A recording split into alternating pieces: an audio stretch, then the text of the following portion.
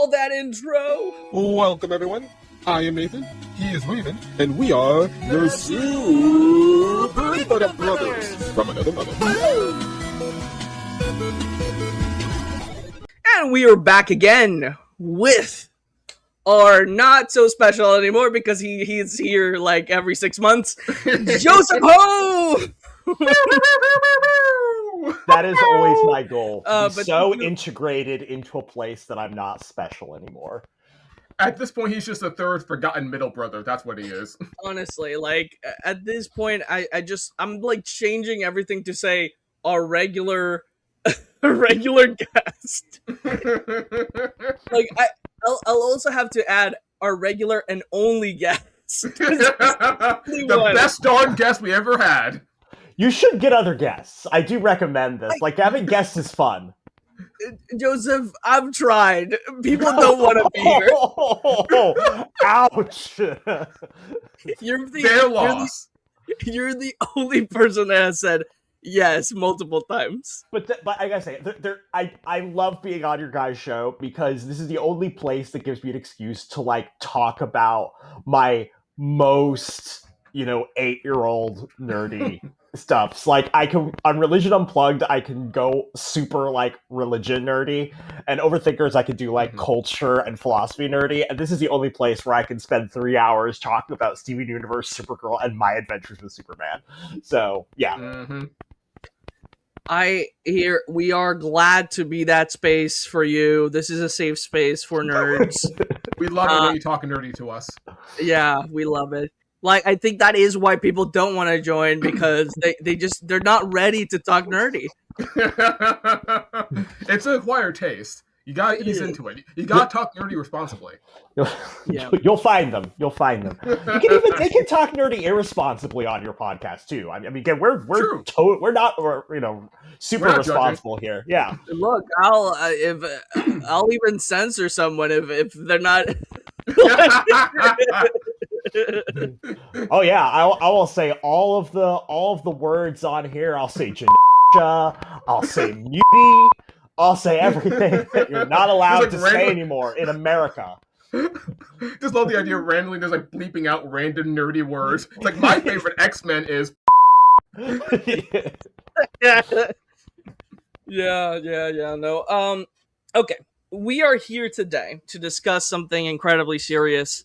The future of the James Gunn universe. The Supergirl. Let's see what, because like right off the bat.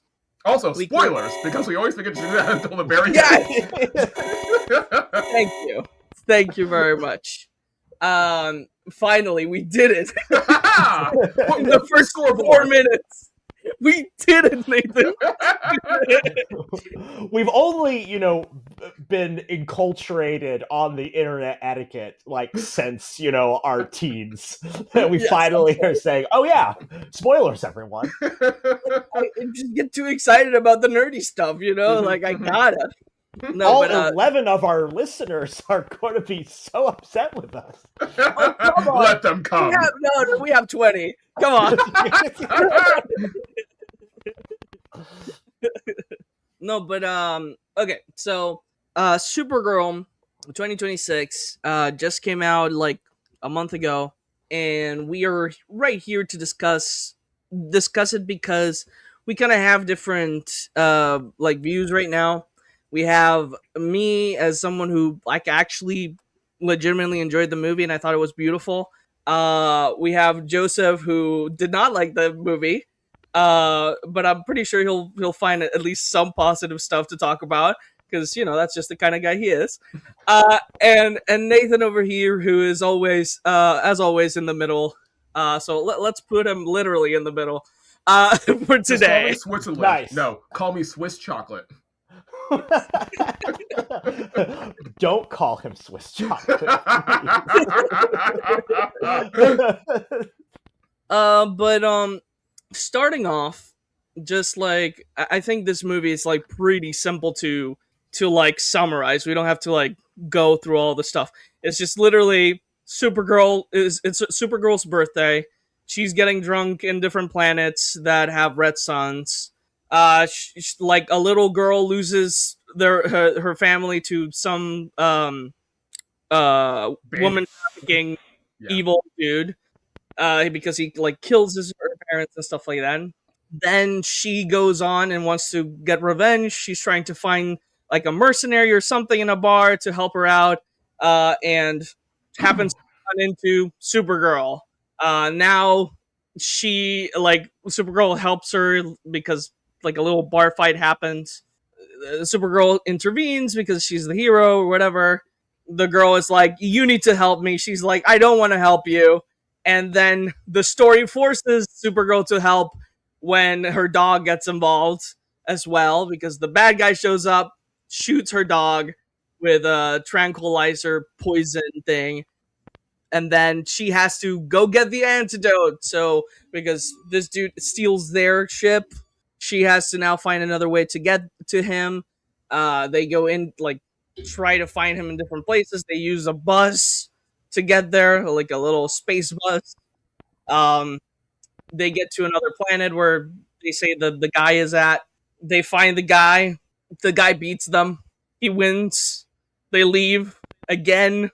Apparently, they go to a place where a green sun exists, and the green and yellow, and one makes her bad, one makes her good. That was a Oh, and little bit. Lobo shows up along the way. The Lobo is in like 3 scenes, and he's like pivotal to 2 different occasions. And Yeah, so she goes to this planet where she's weak. The girl needs to go and do it by herself, basically, try to defeat him. Lobo helps her, basically, a little bit. And then Supergirl gets better. She has an inspirational moment, goes and saves the girl. And then at the end, does like a whole superhero thing of like beating all the bad guys, all this stuff. Lobo's like, "You should let her kill the dude."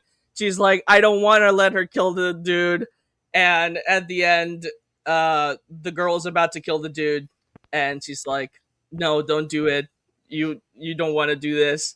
She leaves, and Then she's she's like, "Ruthie, look over there." Where? Then Kara kills him instead. "Yeah, exactly." And like she goes like, "This is for my dog, and this is for what you did to that little girl." Stabs him, dead. And Pretty interesting that it was with a sword. But yeah, and And I was thinking if, Supergirl and the girl bond, and then Supergirl goes back home and is with Superman, and it's like, I'm okay now. We can. yes, exactly. We have like a little reunion with Supergirl and her cousin, and that's pretty much it. That's pretty much it. And Crypto gets into the chocolate because apparently chocolate's even bad for space dogs. Oh yeah, yeah. I was a bit confused by that. I do like I how think- Hollywood has decided that the way to tug at a audience's heartstrings every single time is to use a dog. Oh yeah. With John Wick, Superman, Supergirl, and of course now the Odyssey, which I just saw, which is like, okay, that's the moment we want to make you cry. We're gonna hurt a dog. So that's Tales old as time. That's like really the case. Like if there's an animal threatened, especially a dog, people will care about it. And if you want to show how bad the character is, have them threaten a dog. Yeah, like it's you because see, you see a little bit of JoJo. That's what happened with Dio showing up. The first time he shows up, he kicks a dog. Sorry. That's true. That's true. Kicking puppies is like the thing of like how you know somebody's a bad person. It's true. Mm-hmm. Yeah, like truly evil, just to Mhm. kick a dog. Yeah, like I think that is fascinating to think about, like a little bit, because it's like, to me, there's a lot of factors, right? But it's like I think there is definitely like a desensitized. We're desensitized to like human suffering, Human death. Yeah. in film and in media, but like we're still we as humans, we still have like a sense of like protecting something that's weaker and Innocent. like innocent. So it's I like also we think that about we have- dog. Yeah, I think we have an idea that there's a lot of reasons people could have to kill a person that we can understand. Mhm. Yes. But Mm. killing Yeah. a dog seems purposeless. There's Mhm. actually like a movie I just watched, actually called In the Hand of Dante, where they like this guy witnesses a gangster killing a bunch of people, And it's a great line in a scene because he didn't know that this was going to happen. He's just kind of in shell shock, and then they're just in silence for ages. And finally, he says, "Why did you kill the dog?" And the guy explains, "Well, dogs bark, and I didn't want to." But like the whole thing is like, okay, other people could talk, and you don't want them to talk. So it's like, okay, you understand why. But when the person kills a dog, you know they're evil because there's no good reason to do it. It's pure pettiness. And pure I think chaos. What I do think it's fascinating to me is the fact that like we have to now like also do it for superheroes and stuff like that. I find that interesting. It's just a bit interesting. Yeah, no, it's a Hollywood trend, and that's made its way into the superhero genre, and that's an interesting thing to note.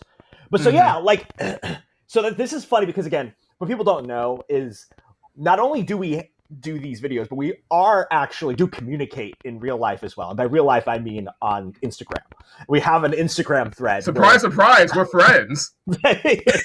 So whenever there's like a new nerdy thing that's, comes out, like in My Adventures in Superman episode or like Supergirl, we will talk about it together. And one of the fun things about this episode that came about is, first of all, I have to say, we do this regularly where we just say, okay, here are the movies coming out that Joseph is going to be a guest in. And the ones that we all agreed on were, okay, it's My Adventures with Superman, Supergirl, and Acme, Coyote versus Acme. Yes, Coyote versus Acme. Yes, we're going to do those. And then, but the other thing is, when the Supergirl movie came out, what was so hilarious about this is it was one of the first things that we talked about where it was so violently disagreed with each other. I came out of this movie, and I kid you not, I was instantly said, this is maybe the worst movie I have seen this year. Certainly the worst Hollywood movie I've seen this year. It's probably not. It's not as bad as some of the faith-based movies that I've had to watch for work, but it may certainly probably the worst Hollywood film to see this year. And then, I'd say that to on the Instagram. Then Ray sees the movie and he's like, "That was amazing. It was beautiful. I don't know what you're talking about, Joseph." And my instant thought, as someone who's been a content creator for now like 6 years at least, was, oh my gosh, this is going to make great content. Because we have a genuine disagreement. So I'm really interested in this discussion, having the discussion about the, merits or lack thereof of the movie and why we disagree on this. But then also, as you alluded to, Ray, I'm interested in the discussion about what this means for the future of James Gunn's DCU, because this was framed as a relaunch, this was like the make it or break it of this, and I'm a little bit worried about Clayface because I'm like, that looks incredible, that looks interesting, but is it gonna be as divisive as this movie? And the thing is, even if people like that movie, it's still not. People don't associate it with James Gunn's universe. It feels like its own thing. It feels like, oh yeah, it's a Batman villain, R-rated thing like that. James Gunn's Superman was. It's hard to say it was divisive. There was nobody that I know besides the terminally online who hated it.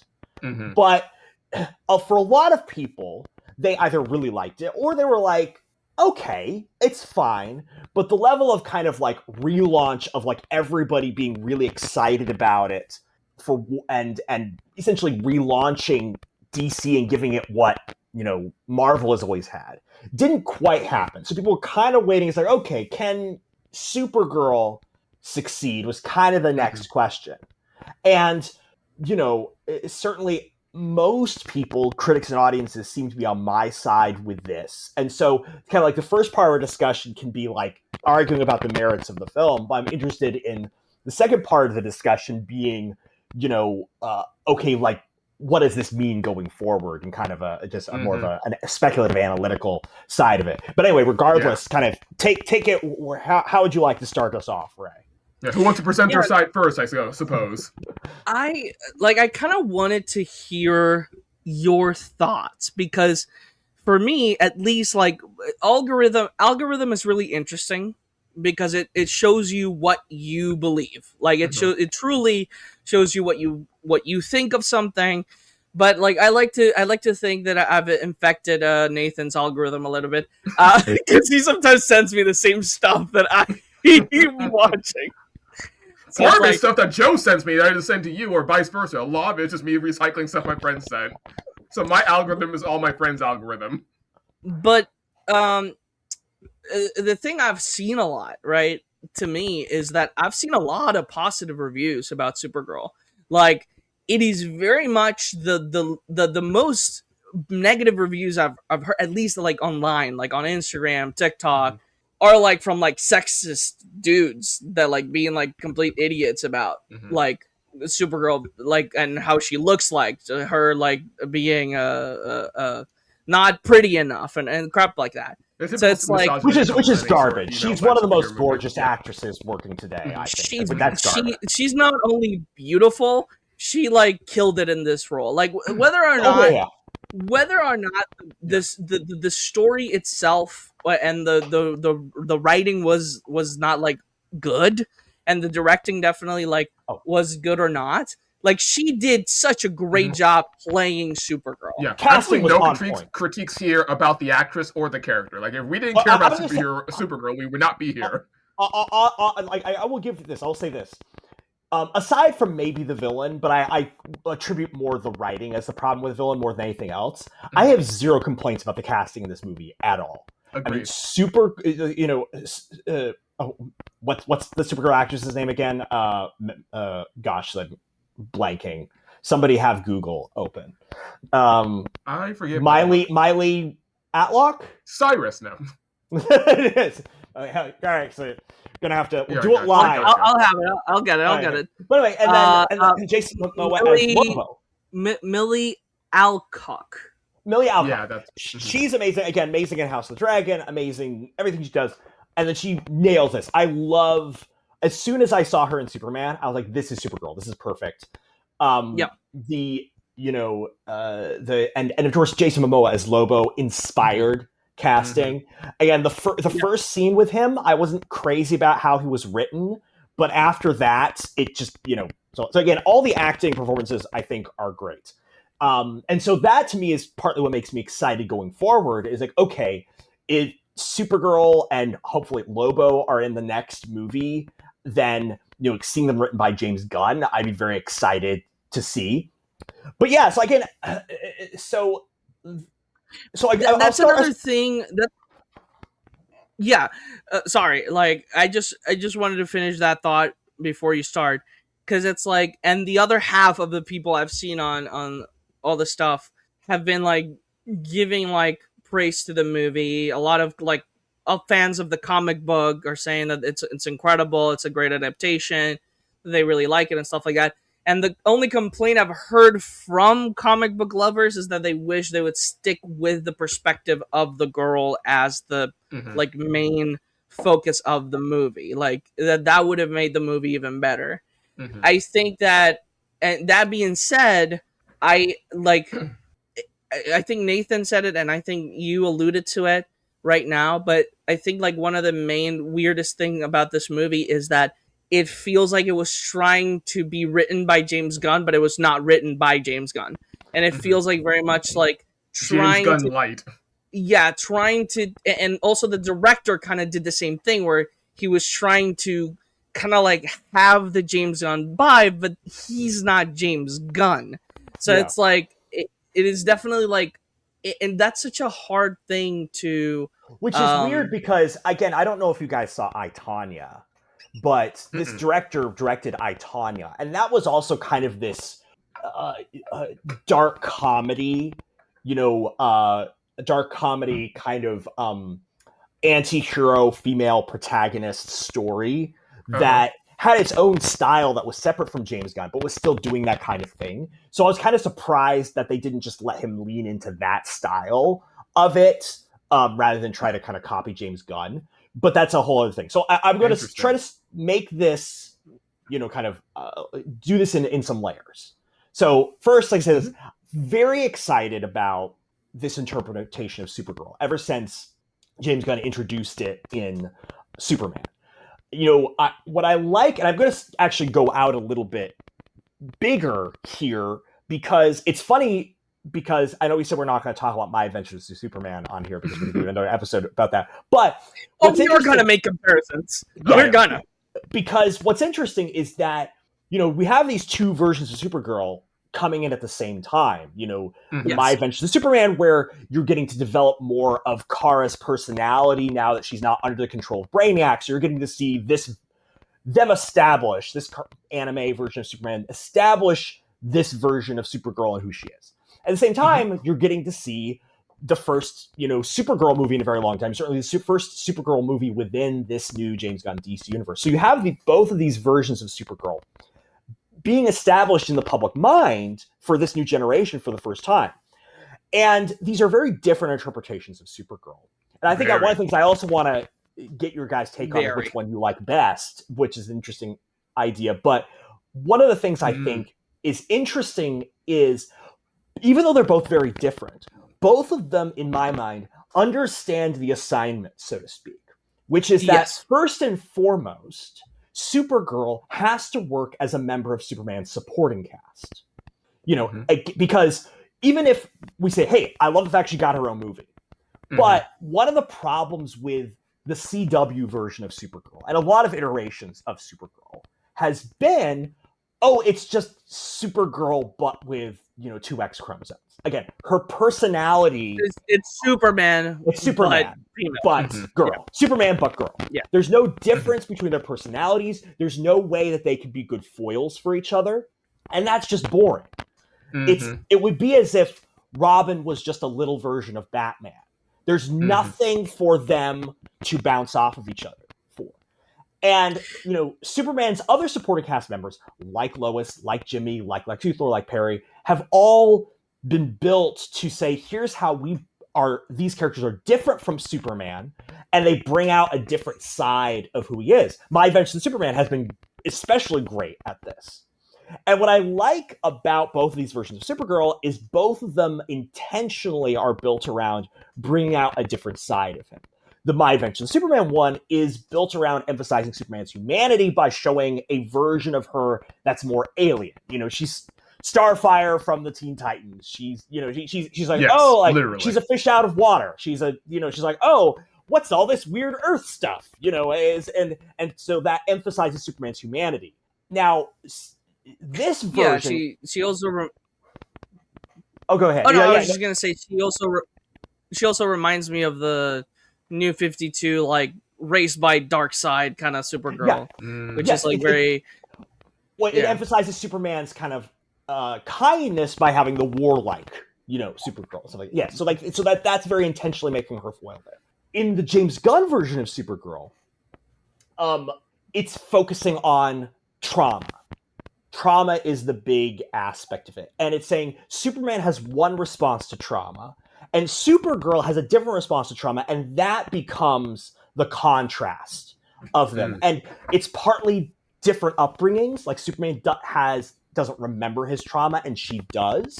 But the contrast and foil between these two characters is you have someone Superman, who has a kind of sunny disposition to life. And somebody with Supergirl who has a cynical disposition to life, but not the kind of cynicism that Lois Lane has. It's more of a debilitating kind of cynicism. That's it's more like inward focus, while Lois is a bit more external, I guess. I think she's also very nihilistic in a way. Even like at the very beginning when we see her like flash back to the parents, and like the parents are like, we're gonna save you, and she's like, me? Like why? Like what? Like no, let me die with you guys too. Like what? Yeah. Why am I the only one getting to like survive like that? Like and yeah, she's got like the survivor's guilt, and like so like if Lois is a cynic that thinks highly of herself, Kara is a cynic that like thinks low of herself because of that survivor's guilt. Yes. Yeah. So I think what's fascinating. Sorry. Go ahead. So I like the fact that both of these are looking at Supergirl and saying, how can she be a foil for Superman? But then also Stan Harone is an interesting character built around that.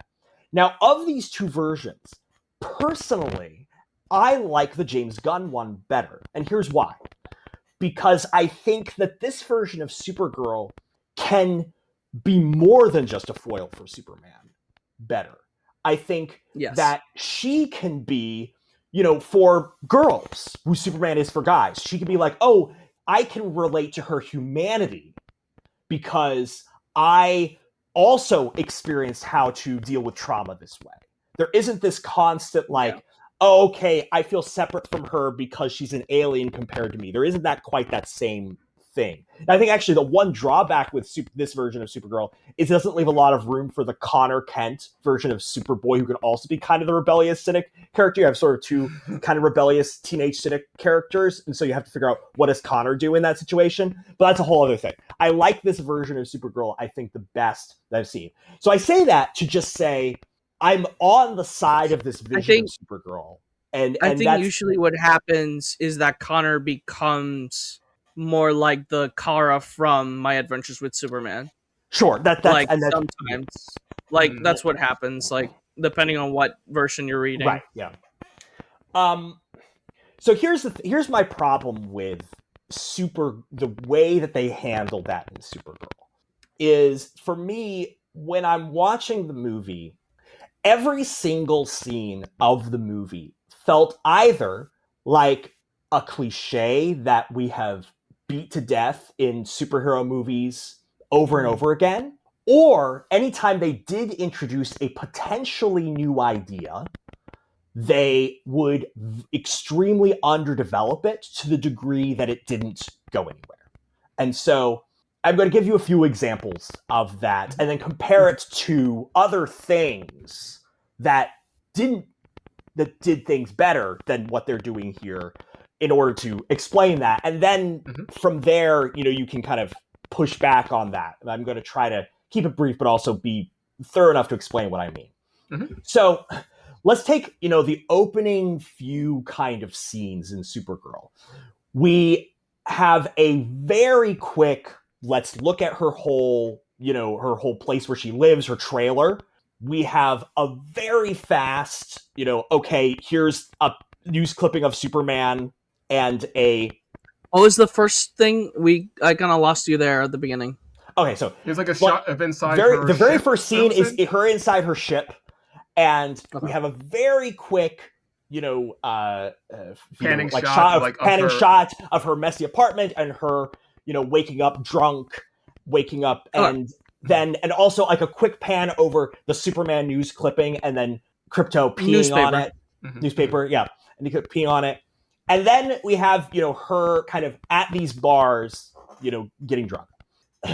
And then we have, of course, the scene with, Ruthie is her name, the girl. Yes. Ruthie getting her family getting killed. And then we have Supergirl at the bar being drunk and having the bar fight and then helping her. Okay. Every single thing in that scene, every single thing in this scene is stuff that has been in a dozen other, superhero things before. The drunk hero getting up and not, the drunk and being a mess and showing that they're a mess. The being at a bar and being a mess and then having to fight someone who's there. The hero, the person who comes a hero needs, and the person is, again, literally we just had that with Wolverine, in Deadpool and Wolverine. But in those stories, we always spent enough time in those scenes in order to say, okay, what's the thing that you're bringing to the table in this scene that we haven't seen before? So the Deadpool and Wolverine thing, we had enough time in those scenes to explore the particular banter between Deadpool and Wolverine, the Deadpool and Wolverine. With True Grit, which is, again, this whole thing is like True Grit in space, basically. The little girl whose parents, we had time to explore, okay, what kind of cynicism does, Rooster Cogburn have? and what makes his cynicism different from others we've experienced, and what makes her kind of, nobility and her kind of justice seeking different from kinds we experienced before. Here, again, all of these scenes take place maybe in like 10 minutes. By contrast, take something like James Gunn's Superman, where it spends like maybe a good 25 minutes going from, okay, we have Superman and we establish the kind of hero he is fighting the villain. We establish the kind of relationship he has with people of the Daily Planet. We establish the kind of relationship he has with Lois Lane. It's different from the relationships we've seen between him and other heroes and other love interests before, because of their very particular hiding from their friends while also being lovers, while also being before. With Supergirl, we never spend enough time to say, okay, what makes her kind of cynicism and bar hopping, bar crawling different from other versions of this we've seen before? And there are hints at it. For example, her kind of bar crawling is more of the party girl bar crawling to forget something, where she's chasing kind of a high. She's not kind of trying to... she even makes the joke about it when she's talking to Lobo. Get into fights, like a kind of a guy would. She's not... Did we lose him? I think we did. Yeah, we got cut off for a minute. There we go. No, and like I think you're right, because it like they kind of briefly, she parodies that when she's like talking to Lobo of like, oh, I'm trying to get drunk and everywhere, like, so it's like that is what she's doing, like, basically, right. But the only version of that we see is her parodying herself. We never actually see, which again would be a different version of that than we've seen before, and explore a different kind of self-hatred and killing yourself drinking kind of thing than we've seen before, and give us something to chew on. So you have that in the beginning. Now, also say my family's been murdered. I mean, there've always been people who've made fun of the fact that it's basically exactly the scene from Rogue One, that whole that whole scene. But there's nothing in that Kill My Family things we haven't seen before. There's no, what is this version of it bringing to the table? So the opening scenes are all established. And this is why when I watched it, I said, oh, this is going to be terrible, isn't it? So again, and there, now the thing is, there are things you could pull from Unique. Like I said, there's the very particular party girl kind of bar hopping thing. There's also the difference in the relationships she has, because she has a relationship with Superman, which is, she's doing this when there are expectations on her to be something else based on her family and her crest and things like that. That's something that, instead of being a thing that you pan over, just showing it out, you can spend a bit more time on it. You can have people say, hey, I recognize that symbol, and show expectations on her that way, and her kind of being, you can do some of that. I was a little bit, I think that was missing from the movie a little bit. Because that was definitely a thing in the comic. Like, they were aware of her in the comic. She had a reputation. I was a little bit confused by that, because I thought by this point she would be recognizable, because she's been, according to the timeline, she's been through the events of Peacemaker and Superman, and she's like a recognizable figure enough to be with the the Justice crew, basically. So continuity-wise, it's one thing. Yeah, continuity-wise, it's one thing. But my objection really is, bring something to the table that says you have to, and they have the things right in front of them they could use, but they're not doing any of it. I'm going to give a couple more examples that are kind of world-building wise and then thematic wise, and then I'll shut up. But I just want to be respectful of all the listeners' time, and be thorough kind of in what I'm talking about. So in terms of world building, a lot of people have compared this, world to like a cross between Guardians of the Galaxy and Mad Max Fury Road. And and because you have the kind of, the sex slavery thing going on, you have those things, you kind of that savagery, but you also have kind of this, again, James Gunn aesthetic world of kind of hive of scum and villainy, that kind of thing. The thing is, Guardians of the Galaxy, what was unique about Guardians of the Galaxy is he essentially said, we're going to take the Han Solo side of the Star Wars universe and make that the whole universe. It's going to Mhm. be, it's going to be the mercenaries and cops and robbers of it, and just develop that and show all of the, like, what's it like when there's kind of a whole universe of kind of mercenaries and kind of, but different levels of them and different kinds of different, ones with a code and ones with this kind of code. So, and with Supergirl, you nothing about it says what the take on this world is. You have sort of this grab bag of, oh, these are tech thieves. It's like, okay, develop that a little bit. No, nothing. They just kind of exist to be cannon fodder. So you have this thing, okay, there's no tone, there's no thing, there's no idea, there's no aesthetic that they're carving out that they can develop. Okay, so you have character that they don't do anything new with that we haven't seen before. They just do the bare bones of cliches in terms of like the dialogue, in terms of the character development, in terms of establishing things at the beginning.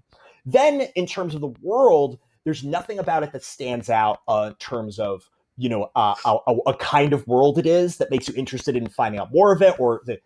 And then when you get thematically, one of the big things that they do in there is the whole, the girl's after revenge on the person who killed her family, and Supergirl's like, hey, this isn't going to fix your trauma. This isn't actually the answer. Revenge is not the answer. Okay, so there's a couple of things. The thing is, they don't treat that theme in any way except for parroting cliches. Because she says, this is not going to fix your trauma. And I know because I've gone through what you have. And then she tells a story of what she went through. And she didn't go through what she had. And so her examples of what she, went through in order to say, hey, I've gone through this. I know that this is not going to fix it.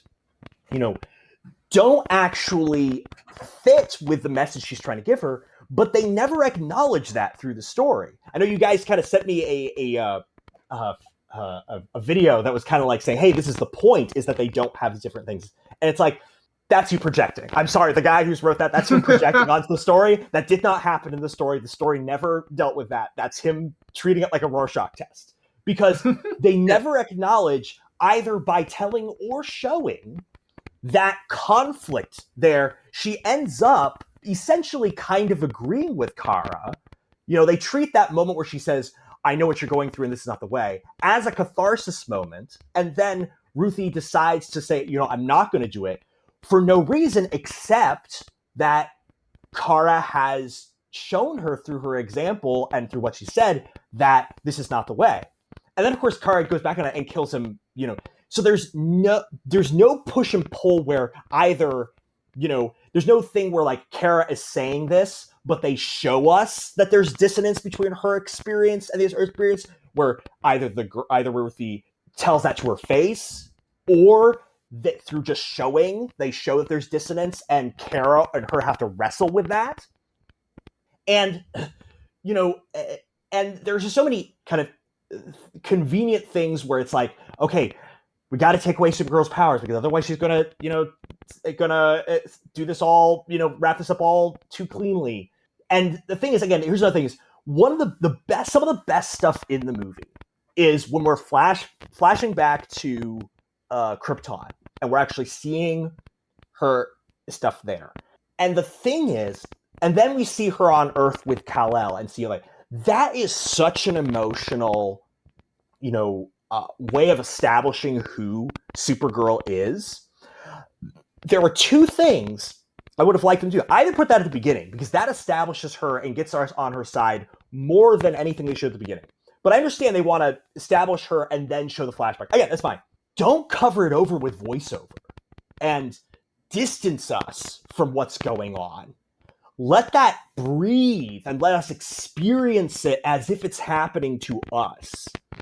So I guess my thing is that on every level it was cliche essentially from top to bottom, and where they had unique things that could say this is a story worth telling, they either made it go they went through it super quickly, so we didn't have time to breathe in it.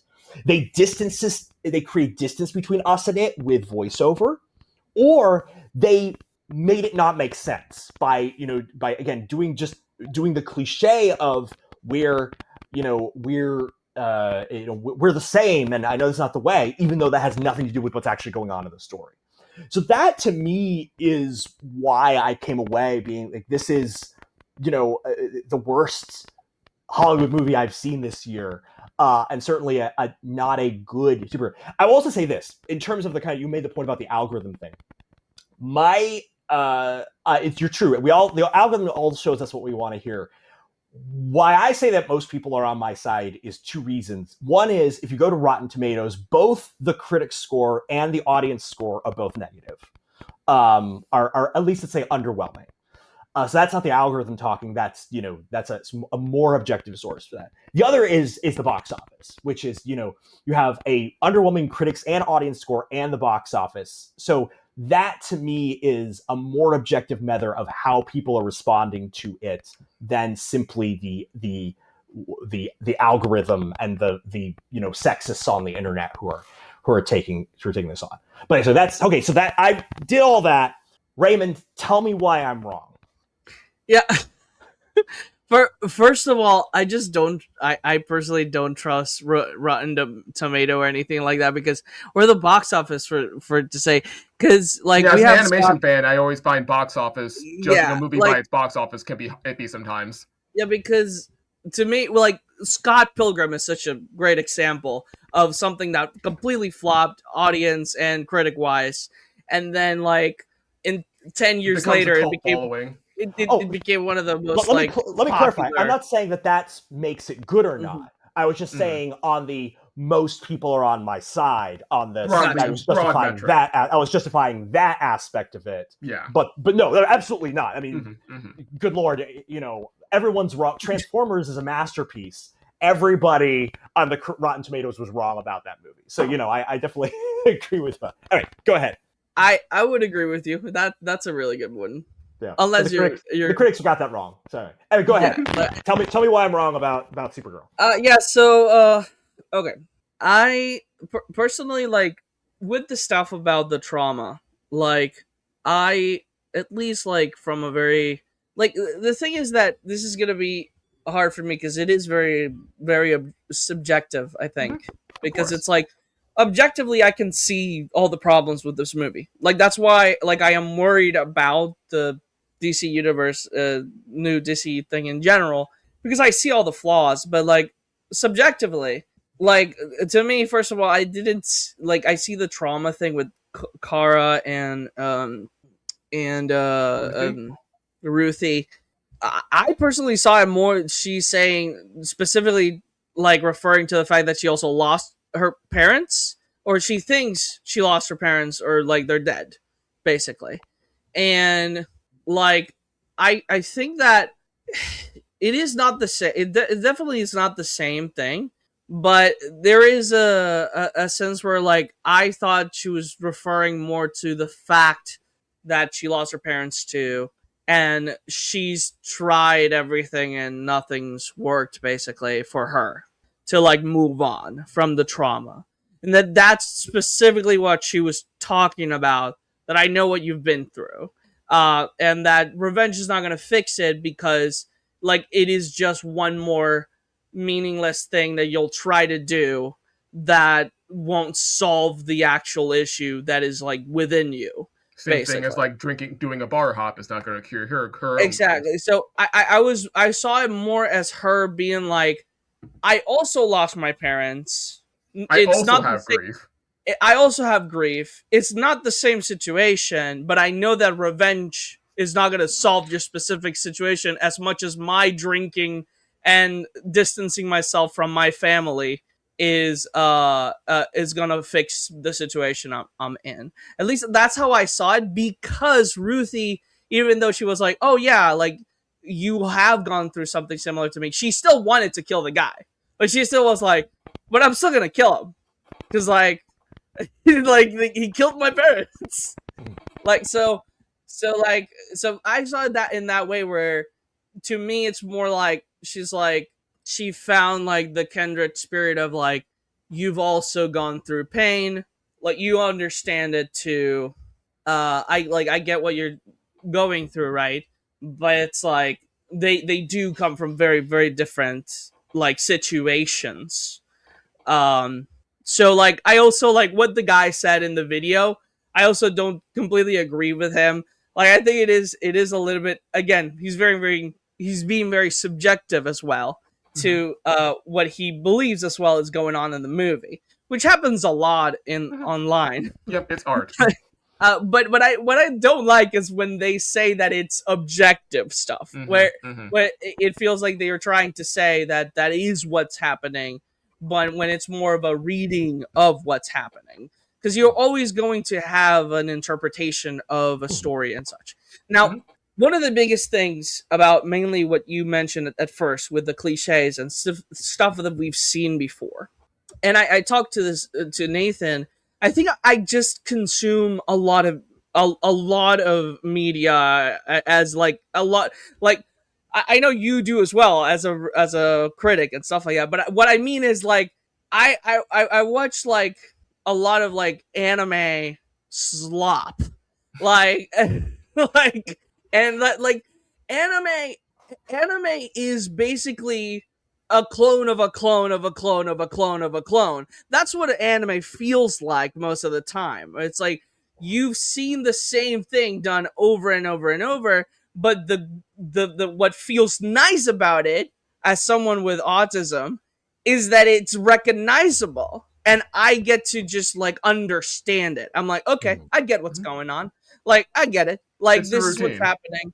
I don't have to overthink because I've seen it before. So I'm like, okay, I can get myself into this world immediately. Now, like, let's focus about the most important thing. Like, why didn't they decide to show Brainiac getting the planet thing? But I, like, to me, and more because you guys saw the movie first. And you guys were like, this is going to be awful. And like, and I literally said, you guys are lowering my expectations so much. I'm gonna love this movie, and which I knew would happen. Yes, that is exactly what happened, because like I went in there with my expectations in the floor, and I was like, okay, this is not that bad. Like this is at best, like a good movie. At worst, not the worst thing I've seen this year. Like what have you seen so that's worse? Like, all right, go. I'm sorry. I'm shutting up now. What? Okay, hold on. I think I said it already. Like, told you. Oh, Scary Movie. Scary Movie 6. That's right. This is true. That is true. I have not seen Scary Movie, so I stand corrected. I'm sure that's 100 times worse. That was the worst movie I've seen in this year. It was terrible. I don't regret that I watched it.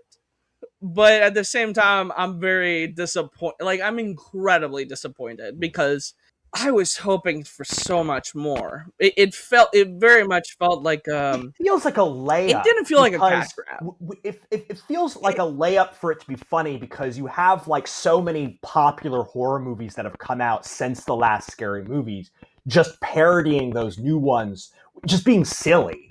Should be so easy to make a casually relaxed, funny movie. Yeah, Hollywood's forgotten how it would be silly. The problem is that's the thing that happened. They wanted to fit all the stuff in one movie. They wanted to fit almost 20 years of horror movies into one movie. And, well, I think 20 years is too much. Like 15 years. Like last 15 years of movies into one, and it's like it was not good, and it was following. I think it was following the worst one, which was like Final Destination, like the newest Final Destination. That's the one that they decided to like follow as the main story. Like I was like, what? Actually, like, the latest Final Destination is great, so I don't know what you're talking about. No, don't get me wrong. That's good, but like you have Smile, like that could have been I see what like you mean. Yes, sure, you could have done Smile, like Smile 2, like that would have been such a great. I get that. I mean, I get the whole thing of because the Final Destination, its conceit was, it's old now, and we're going to, and they do the whole, so like they do that. But they could have done Halloween. They could have done the Scream. Anyway, let's go back to talking about Supergirl. So yes, you still put Supergirl above this. But so again, I'm gonna let you finish. But what I'm hearing you say so far is basically this movie played a familiar greatest hits of familiar tropes we've seen before, but string them together competently enough, and that didn't bother you. It's like, hey, I don't mind if you've got a greatest hits of tropes that I like, and you string them together pretty well. I don't mind that. I actually enjoy that. Yes, that is why. Like, that's basically why, because. And that's such a brilliant way to put it. It's like a bag of barbecue chips compared to say a barbecue, actual barbecue meal. It's like you still like the barbecue chips and you'll snack on them gladly. Which is again that's a good point. Fair, which is a fair thing to say. It's like, hey, look, this is playing a greatest hits. It's not bringing a lot new to the table, but it is hitting all the points that I like from my content, and it's stringing them together in a way that's not embarrassing. That's fair. I am going to say what you said from the very beginning. I think Supergirl is a supporting character. This movie would have been better if Ruthie was the main character. Yeah, just like and it was from her perspective, looking at this washed up superhero. Sure. I think that would have been far more interesting and something we've not seen before completely done. I don't think we've ever seen a movie about superheroes completely from the perspective of an outsider looking in. Literally what Woman of Tomorrow does.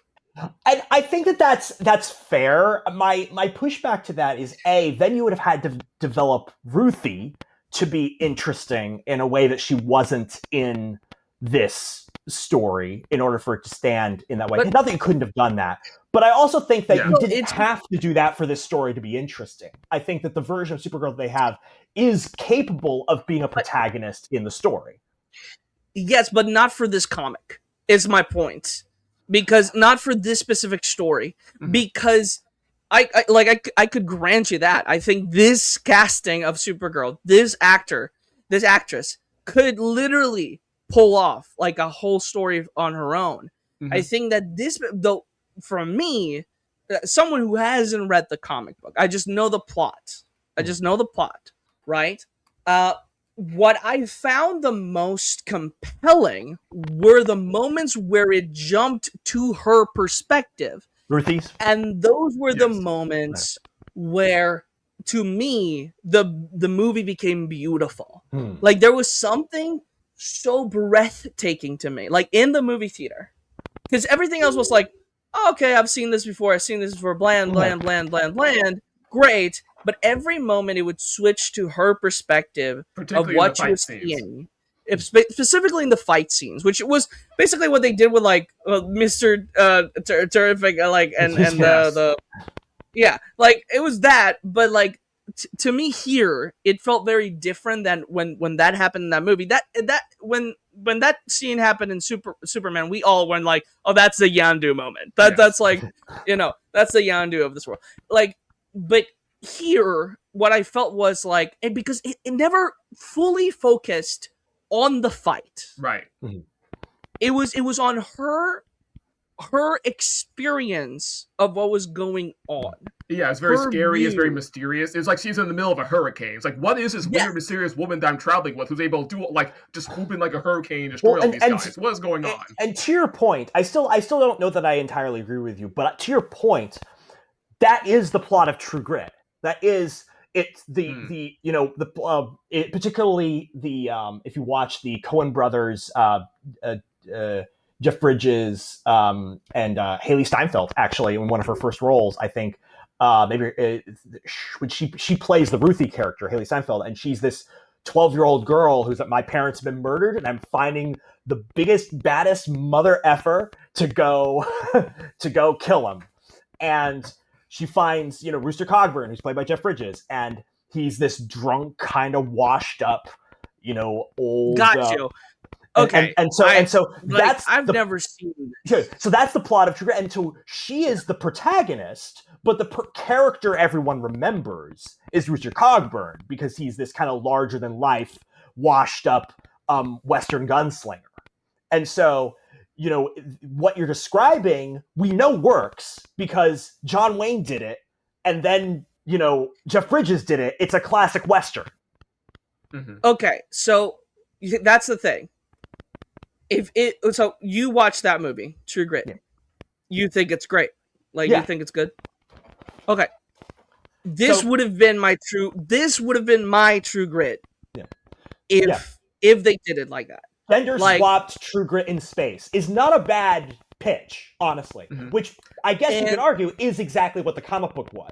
Yeah, And that's a funny thing. It's like this movie, like you said, this woman, this actress, this character could be like a main character in like their own plot, like specifically tailored for that. It's just funny how they went out of the way to specifically adapt a story where it's more she's the secondary character. So and then they don't fully even commit to that. Where it's like they do make a lot of choices that are very reminiscent of that. And I do applaud the choices they make, but then they go out of the way to do things that kind of completely divert from the story, where it's like, wait, you already committed this far, why didn't you commit all the way? Because now it just kind of feels like you're trying to be 50-50 and like have your cake and eat it too, and doesn't feel like you really decided what you wanted to do. And yeah, I agree with Ray, it would have been more interesting if, like the comic, they kind of did more from Ruthie's perspective, because Ruthie, is more fleshed out as a character in that story, she does have the way the whole story's presented. She does have the strong the way the whole story's presented motivation. is like she's writing a story. Yeah, she has the stronger character motivation, which is, my family's been killed, I want revenge. And kind of drives what happens in the story. So that makes sense. I guess to some degree, like from the normie perspective, I understand, again, I understand as a nerd, it's like, oh, you're adapting this comic book story? Why don't you freaking adapt the comic book story? I kind of understand that. But I also can say from a normie perspective, it's like, nobody's going to see a movie called Ruthie. This was always the funny thing. I kept getting these women on my I'm always getting it on my TikTok that said, why isn't there any Ruthie in the marketing? Why is it all Supergirl and Lobo? It's like, because people know who Supergirl and Lobo are. Because the thing is, because like there is a way to do it where it still puts Supergirl in the focus, I guess is what we're trying to get at. Because in the story, yes, it's still from Ruthie's perspective, but you're still seeing Ruthie in all these things Supergirl's doing. Because I think the main difference between the story and the movie is the story is more about the journey of them trying to get from point A to where the bad guy is. Because along the way, they're helping all these people in the wake of this guy's destruction. And Supergirl is being a beacon of hope by helping all these people along the way. And Ruthie is seeing that and being in awe of that. Whereas in this movie, they kind of cut that all short because, they had to fit it into our movie. Think about this. The movie's still going to be Supergirl movie. It is still. Like, you have the backstory of Supergirl. You have the Supergirl as she's gonna be the one, the action hero. She's gonna be the superhero. It would have been fascinating to learn everything through Ruthie's perspective, like everything about Supergirl through Ruthie's perspective. Where, like, at first it's just like, oh, she meets like this random girl at a bar. Mm-hmm. She doesn't know who that is. We don't know who that is. Like, as the audience, like, we know who that is because of the trailers and stuff like that. But like, we don't know, like, through the story, we don't know who that is. Mm-hmm. And as the story progresses, we learn that is Supergirl, like, related to Superman, like, and all that stuff. And Ruthie kind of like uncovering that, and Supergirl kind of like sharing her backstory of like who she is and stuff like that, and blah blah blah. And that would have been an incredible.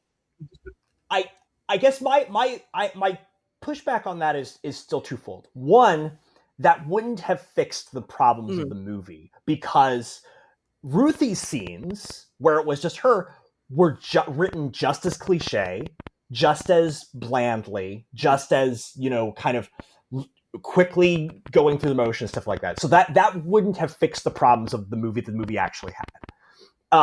It may have made it a little bit more focused if we stuck to just doing her stuff. Maybe they would have, again, it was a movie that was like an hour and 40 minutes. Like, I think you could have fixed the problems of underdevelopment by making it 2 hours rather than sort of cutting it down. I don't think, but I think that the primary problem with it was underdevelopment and just ticking cliche boxes. The focus wouldn't have changed. And I think that, I'm more interested in a story where Supergirl's a protagonist, and I think that they could have done this story with Supergirl as a protagonist. Again, you follow Supergirl kind of in her kind of bar crawl lifestyle, and then she encounters somebody who pulls her out of it, and we watch her at these two characters' different traumas, kind of speak back to each other. The movie would have been great if they went that direction too, and would have fulfilled more of the normie and nerd audience expectations of the brand. Again, I would say for me the best parts of the movie were the ones where they're focusing on her relationship with Superman, ones where they're focusing on her trauma of her past, because that kind of idea of, oh, we saved ourselves from Krypton and we're gonna live our whole lives, but it's the poisoning is gonna still kill us slowly. Like, that's a take actually like I haven't really seen before, in the Superman thing. And so I think, in a sense, I'm more interested in the Supergirl character they created than I am in Ruthie, because to me still, and partly again, this is my media consumption thing. I feel like, again, I haven't finished the Woman of Tomorrow comic, but from what I've seen of Ruthie so far in there, and what I saw so far in Ruthie in the movie, I know that character. I'm not seeing anything new or interesting about that character that is as interesting to explore to me as the version of Supergirl that they've presented to us. Now, I will say this though. I'll say this though, and then you can push back, which is that you absolutely could have also made a good movie by keeping the perspective focused on Ruthie, and you would have had one that was more faithful to the comic. So that is a point, a couple points in your favor. Because to me, I don't care about Ruthie. It's mostly just an audience proxy. She's just literally everyman. It's like literally any person just ran into Supergirl and had to deal with their own issue, and you're speaking this, and you just literally stumble on Beacon of Hope as you're dealing with your own grief. That is what I'm talking about. Like, I don't care. And to your point, sorry, go ahead. I'm shut up. No, I'm just saying that to me, she would have been acting more as an audience proxy, like Nathan said, where like I don't care about this character. I just like the idea, like also as like I'm thinking like a directing kind of like point of view, like that sounds awesome. Okay, like, so if I'm understanding what you're saying, the parts of the movie you enjoyed the most, and to your credit, this is something we have not really seen as often in a superhero movie before, was let's see the superhero through the eyes of someone else. And yes. Okay, fair. That's very fair. That's a good point. Those were the beautiful moments to me, where it's like, and I told this to Nathan already, but it would have been incredible if the perspective is Ruthie all along, and then like she's been saying like, oh, don't do the vengeance thing or whatever, and then like Ruthie's story is done whenever she chooses not to vengeance and leaves, and then like the focus shifts to Supergirl taking the decision of murdering the guy anyways, like as a form of it, because it's like it would break the so it would have shown you like this beacon of hope, right, who was broken themselves, right, in a way, but it's like, oh, she's choosing the moral high ground and all this stuff, like she's being the beacon of morality in this sense, but then like it switches to her point of view completely, and she chooses to like end the life of this guy. Yeah, which I didn't get thematically what they're going for with that, but I will say this: I don't mind the perspective change idea of doing things. Again, this is what Alfred Hitchcock did in Psycho. The switching the perspective halfway through. I think that can work. I typically think it works better if it's halfway through the movie rather than in the last third of the movie. Does that? But I again, none of that is, I think, a bad thing. I think but like just to finish what the whole idea of why I enjoyed this movie is like those moments were awesome, but I really like all you described, all the stuff about Krypton, all the flashbacks were incredible. I love the fact of like, oh, like this is really good because they kept it vague enough that that what Brainiac can still fit into this like storyline where now like after thinking that her family's dead and all this stuff all this time, suddenly Brainiac comes in and like, no, it's like I have that little like little piece of Krypton in my collection. So like I would love that. Like for her reality to shatter once again would be incredible. Of like no lie. I am still. I said this on Twitter. I am excited for Man of Tomorrow. I'm ready to be hurt again. I'm ready to be disappointed by a Superman project again. If you tell me tomorrow, hey, not only is this going to be Superman team up with Lex Luthor, which we predicted on this show, by the way. We predicted Superman teaming up with Lex Luthor fight Brainiac on this show, by the way. We actually did. Announced. I forgot about that. But if we did that, not only that, but Supergirl's going to be in it, and Lobo's going to be in it, and Peacemaker's going to be in it, and Idris Elba as Bloodsport's going to be in it, then I could almost forgive like any other mistakes they made just to have all 5 of these people sharing screen time at once, because that to me is the James Gunn verse that I want to see. I would love to see Peacemaker in any like in a movie as a main character. That would be incredible. I was like telling Joe this when he's first presenting this idea. I was like, Joe, you sound like a kid on Santa Claus's lap, naming all of his favorite toys he wants. I want this guy, and I want this guy, and I want him. To me, this is why I still think that there's something effective of what James Gunn has built. Because even though I've been disappointed in most of the projects that have come out, or at least underwhelmed by them, let's say, I'm still like, I love these versions of these characters he's created, and I want to see them interact with each other. And that's like, to me, says, okay, that means that he's done something right. Mm-hmm. Ray, are you here? So, okay, I'm here. Oh, can you hear me? There's just a little lag. He might be lagging again. Oh, there we go. Yeah. So I really, really, really, really, really liked the fact that she kills the bad guy. Mm-hmm. I knew it was coming. Mm-hmm. Like I saw it a mile away. I was like, that's the only way this movie's ending, is her doing that. And again, I didn't know that happened in the comic book, so I didn't spoil myself at the end or whatever. So it's like, I was like, oh, she doesn't in the comic. What, she doesn't? No. This they straight up divert from the comic in this. They nice. They do a fake out is what they pretty much do. It's like they tell the world that he's dead, but they actually just like hide him away for a long time until he repents, and then they let him go. Fascinating. Gotcha. So I think I saw this coming because like, here's the thing. I see this movie, and what I see right now, like, I don't know, Joseph, how informed you are with all the Jeffrey Epstein stuff. Like, okay. That is something disturbing and dark, real, that's happening in our world. And to me, this felt like a escapism kind of like a story where you get to see that horror, that the specific person causing this horror, all these people get completely obliterated by Supergirl, a woman herself, right? Like that, like that, like all this, like woman trafficking, all this, like as well, like children and stuff like that we see in that movie.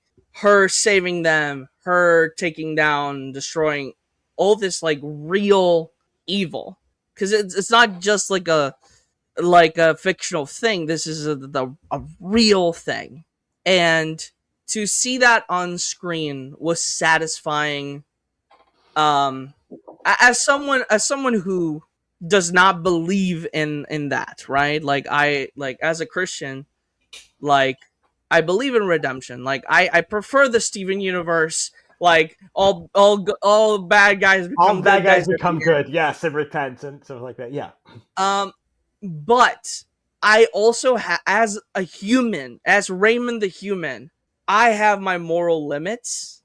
And I strive to be better than those. like I've strived to be able to look at something like that and say I can still forgive that. But me as a human, as flesh still, I still hear about these things, and what I feel is like, man, they deserve to die.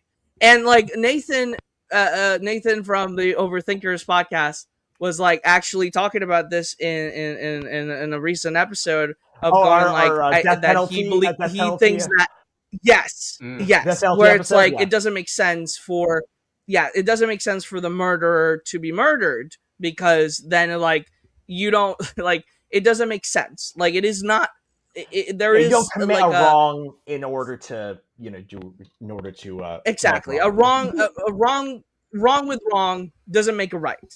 Yeah. So, but in the escapist fantasy, for people that have experienced this stuff, that have experienced trauma like this before, that have experienced these things, there are specific movies and shows that have done these kind of things before, and it gives you like a sense of like Yeah, it gives you catharsis. like a sense of relief. It's a catharsis. There we go. Yeah. Well, so I'm to sorry, this.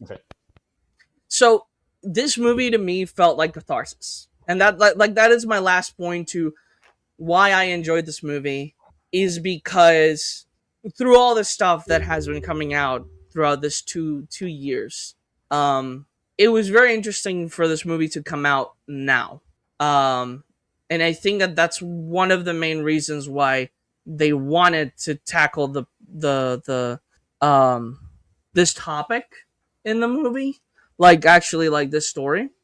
I maybe it is not completely intentional, but I do think that it is, and it because it is a female character as well, and we know that that is something that is in the psyche of women, most like a lot. Yeah, it disproportionately happens to women, so it's and I'm like I in the theater, I had a couple of women next to me, and their take on it was for the girl to kill him. Like they yelled out, "Kill him!" Like, and that like spoke like that to me was like, oh, like yeah. And but for me, I was like, no, don't make the innocent child kill the guy. Like that's not good. Because that was like my morality was like, okay, wait, hold on. I think I think the world has gone a bit too dark. So I think but at the same time, I was like, but I'm definitely okay with Supergirl doing it. So like, if she steps away and Supergirl kills the dude right now, I'll cheer, because like it's gonna be cathartic. It's gonna be like a fictional win basically, and from there like everything gets better and resolved and all that stuff, right? Because it does end with a like a little like pretty bow where it's a bit jarring because of the like, but at the same time, like if you see it from that perspective, it is less jarring because it is kind of a like, yay, we did it kind of thing. We beat the misogynist like trafficker man. Hooray, you know? So it's like, and from a thematic perspective, like I was honestly caught by surprise by her killing the guy, but I'm okay with it when I think back to it, because to Joe's point about how it felt like the movie was just saying a lot of platitudes and saying a lot of cliches, I was definitely feeling that too, and I still feel that. But I think I would have been more annoyed if she let the guy live, because it felt like the movie was just like having its cake and being it too, and not really being very authentic. So to me, I feel like the fact that she does kill him feels a bit more authentic, because like Ruthie calls her out in her philosophy, Lobo calls her out in her philosophy, so he gets called out immediately multiple times, plus he doesn't really have an answer for it. So I felt like the movie, at least the impression I got in the aftermath was, okay, it feels like the movie's trying to say that even Supergirl herself doesn't have an answer, so she just kills the guy. And that's not necessarily an amazing thing, but like it's still better that he's not in the world. So but I'm I guess gonna- for me, yeah. my main issue is they don't really land the plane properly afterwards. Where it's like it kind of happens, and I feel like it just kind of becomes an afterthought or a footnote very quickly. So Like, that's kind of wipe my it off. yeah. So this is my thing is, so I agree with everything you said, Raymond, in principle. Again, catharsis movies where we take real world events and we give fictional catharsis to them is a respected classic Hollywood tradition. I mean, that is half of Quentin Tarantino's career.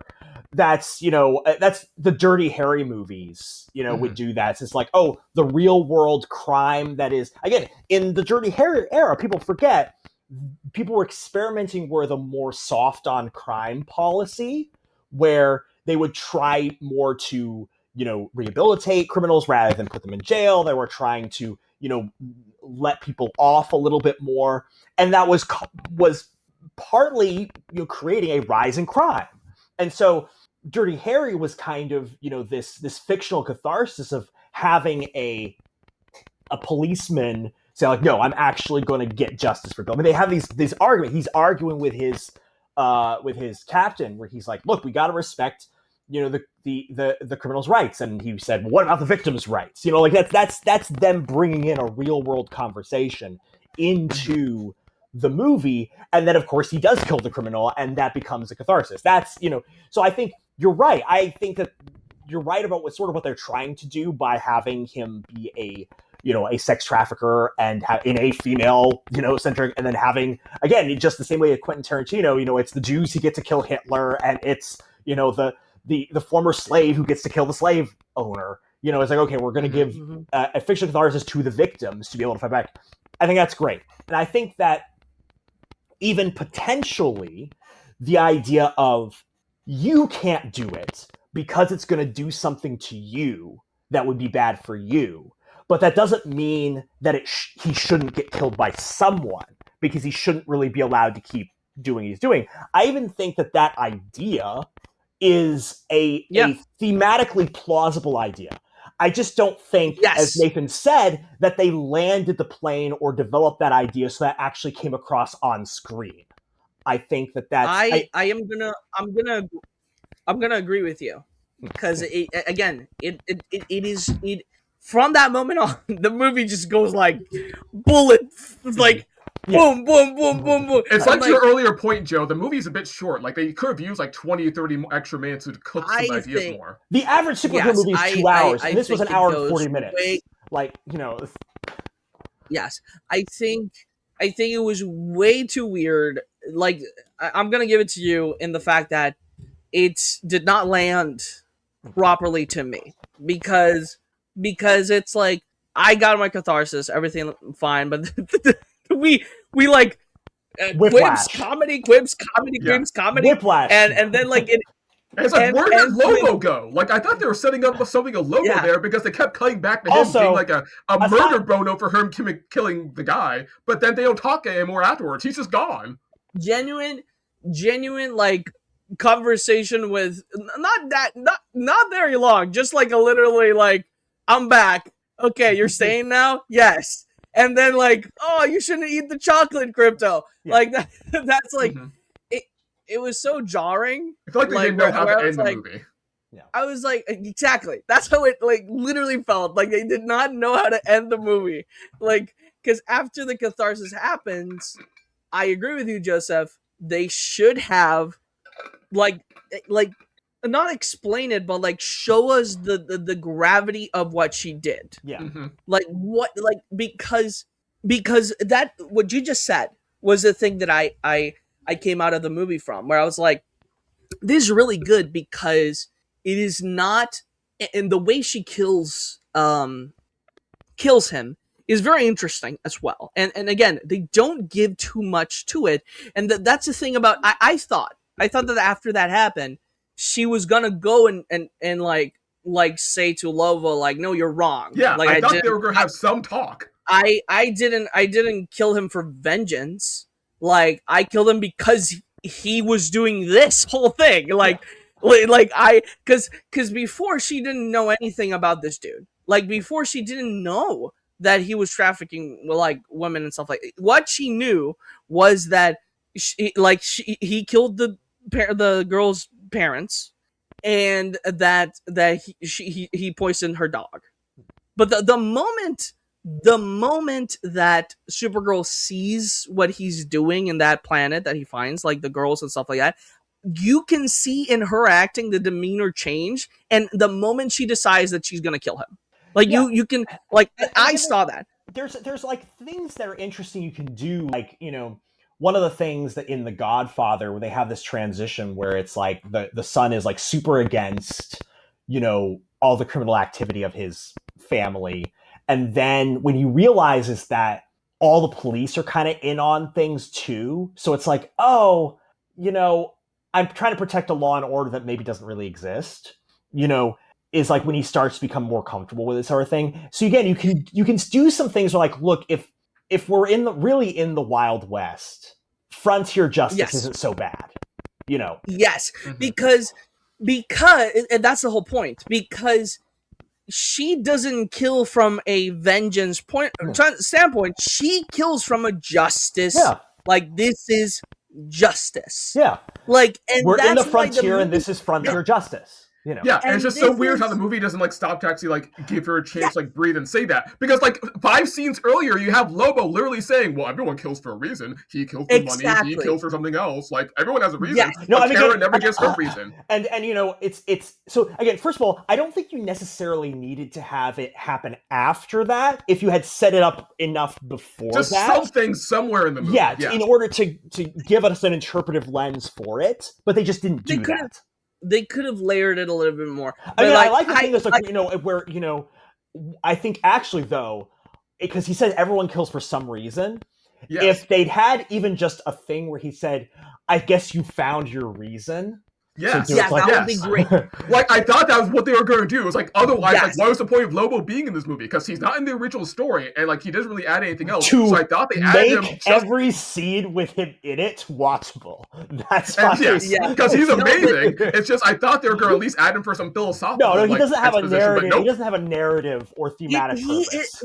The thing is that I think he is there for that. It's just that they don't deliver on it. Yes. No. Like they. Yeah.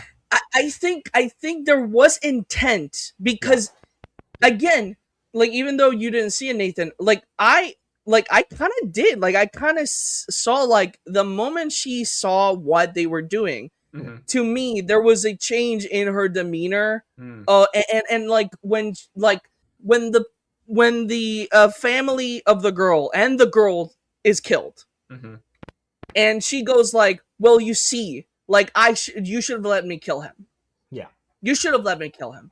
And she leaves. And you see her look at the dead, like, these dead people. Yeah. And then look at, like, what's going on with the other girls, like, running away and stuff like that. And she, like, there is a change in her, like, in the way she's thinking, where in that moment, I was like, she's gonna kill him. Like, that is the end of this movie. And again, she is going to kill him. Having both of the characters kind of deconstruct in opposite directions could have, if again they had developed those, could have been extremely powerful. Where it's like the person who starts out everything about her is, "I'm going to kill him." Because I think that's going to satisfy me, but then finding out that there's something else that actually satisfies that instead, that's really what she was looking for. And then Supergirl learning, actually having the purpose to protect other people gives me a purpose that justifies my existence, and sometimes that includes killing, would have been really powerful if they developed those ideas. But I think that was the theme, is just like you're saying, they didn't develop it. Yeah. Well, so and again, that's essentially what they land. Essentially, that's how the original comic lands too. So I think that agreement what we've come to, and one of the things I like about these conversations is, even when we start out with disagreement, we usually can land on, we agree on the facts, we maybe disagree on how important these facts are to us, but I think we all agree that the ideas in this were really good. The execution was lacking in multiple aspects. Mhm. But Yeah, for let's you, move on. the ideas that existed in there, as undeveloped as they were enjoyable enough to you that it justified. Is like I can live with some poor execution or lackluster or even, let's say, underwhelming execution for the fact that they actually did the thing. They put the thing on screen, and I value that thing that they put on screen. And for me, it's like Yes. I needed you actually. Really, to it's land not a too plane. far off of our common take about us. It's not honestly it's not that far off from our usual take about my adventures with Superman. Really, Yes, that's usually what we always end up that podcast with. It's like, we like the ideas you brought to the table. It's just the execution was kind of weird. yeah, it's like, there's not enough time. They don't dedicate enough time because they don't have enough time. So 20 everything goes to the episodes, at least 13, at least 20 Like, episodes. I'm gonna say, this is the last thing before we start talking about like the future of the DC. Yeah. James Gunn. I really really liked that moment, like that specific moment of her killing him. Mhm. And all their thoughts about it were right, and I agree with them. But like, I really liked it a lot because of that reaction my audience members had, because it kind of went against what they wanted. Where like they yelled out, like these girls like next to me yelled out, like when she was like having the sword next to him, they were like, kill him, like, yes, do it. And for Supergirl to step in and go like, no, don't take vengeance into your own hands, which is a very Christian concept. Don't take vengeance into your own hands. Let me carry the burden of the vengeance for you. And that's what God does. So like I do think that little moment to me, like, it made me cry, and it made me feel like this is really important, like, for people to understand. But I feel like because it didn't, like, I think it reminds me a lot of the conversation about Steven Universe, where that is such a Christian concept, but you would miss it entirely if you don't have all this context of theology, like, behind it. And that happens a lot with just like James Gunn movies in general, because he has such a theological perspective on things sometimes. As the Christians on the internet like to say, Christ haunted imagination. He has. He's that Christ haunted figure, yeah. But it's like that where you can see it, like, and there's like this beautiful thing, right, like underneath all this like gore and violence and stuff like that. But there is something like truly beautiful, and you can see it a lot with Peacemaker. Like, Peacemaker really emphasized that, like, to like the fullest extent. Yep. Where like season 2, he was like, who cares about the violence and stuff like that? I'm just gonna fully go dive into like the psyche and the redemption of this character, like, completely. So it's like, and that's so fascinating, right? Where that's what this movie was missing. I wanted to see Peacemaker levels of that in this movie. And even just 2 hours worth instead of like the 8 episodes, but like, yes, exactly. Yeah. This is the problem I had. Big problem with this movie. And I said it at the beginning, and I say it again. It tried to be James Gunn without James Gunn being in the wheel of it. Yeah. And when you don't understand what's the core of a James Gunn movie, you're not gonna succeed. Yeah. And like, even the music choices felt lackluster. Yes. That is another great point, because it tried to also be like the James Gunn. James Gunn needle drop. Oh gosh, we got the needle drop, and it's like, and that's not the point either. With the, like, it's not the needle drop. That's not the point. It's how it makes you feel. Like, and that's his thing he does. But no, I agree. Craig Gillespie should not have tried to be James Gunn. He should have been Craig Gillespie. And exactly. And lastly, this movie did not make me feel any moment. Wow. I enjoyed it. I enjoyed it as a your heart like didn't break cool at any movie. point. I like, again, there was two instances. It was the moment where like where she talks about her past. That was really like that, and we see the flashback of with her parents. That was really good. Like that made me feel. But not fully. Yeah. Because I was like, it wasn't the main focus, and it was too quick. Yeah. Because I was like, you could have made me feel like I was about there. I was like a little bit. If I got a little bit more, like you would have got me. Yeah. And I think you, to your point, Joseph, if it wasn't broken up into like individual pieces, it was just like a full 20 minutes at the beginning of the movie, I would have been completely invested. This would have been a completely different movie if it was edited differently. If they started out with Krypton and then followed through with her being and meeting Superman on Earth and her trying to adjust to Earth and then being like, you know what, I'm just going to go bar crawling and do that thing. Like I would have been sold for a long time of this.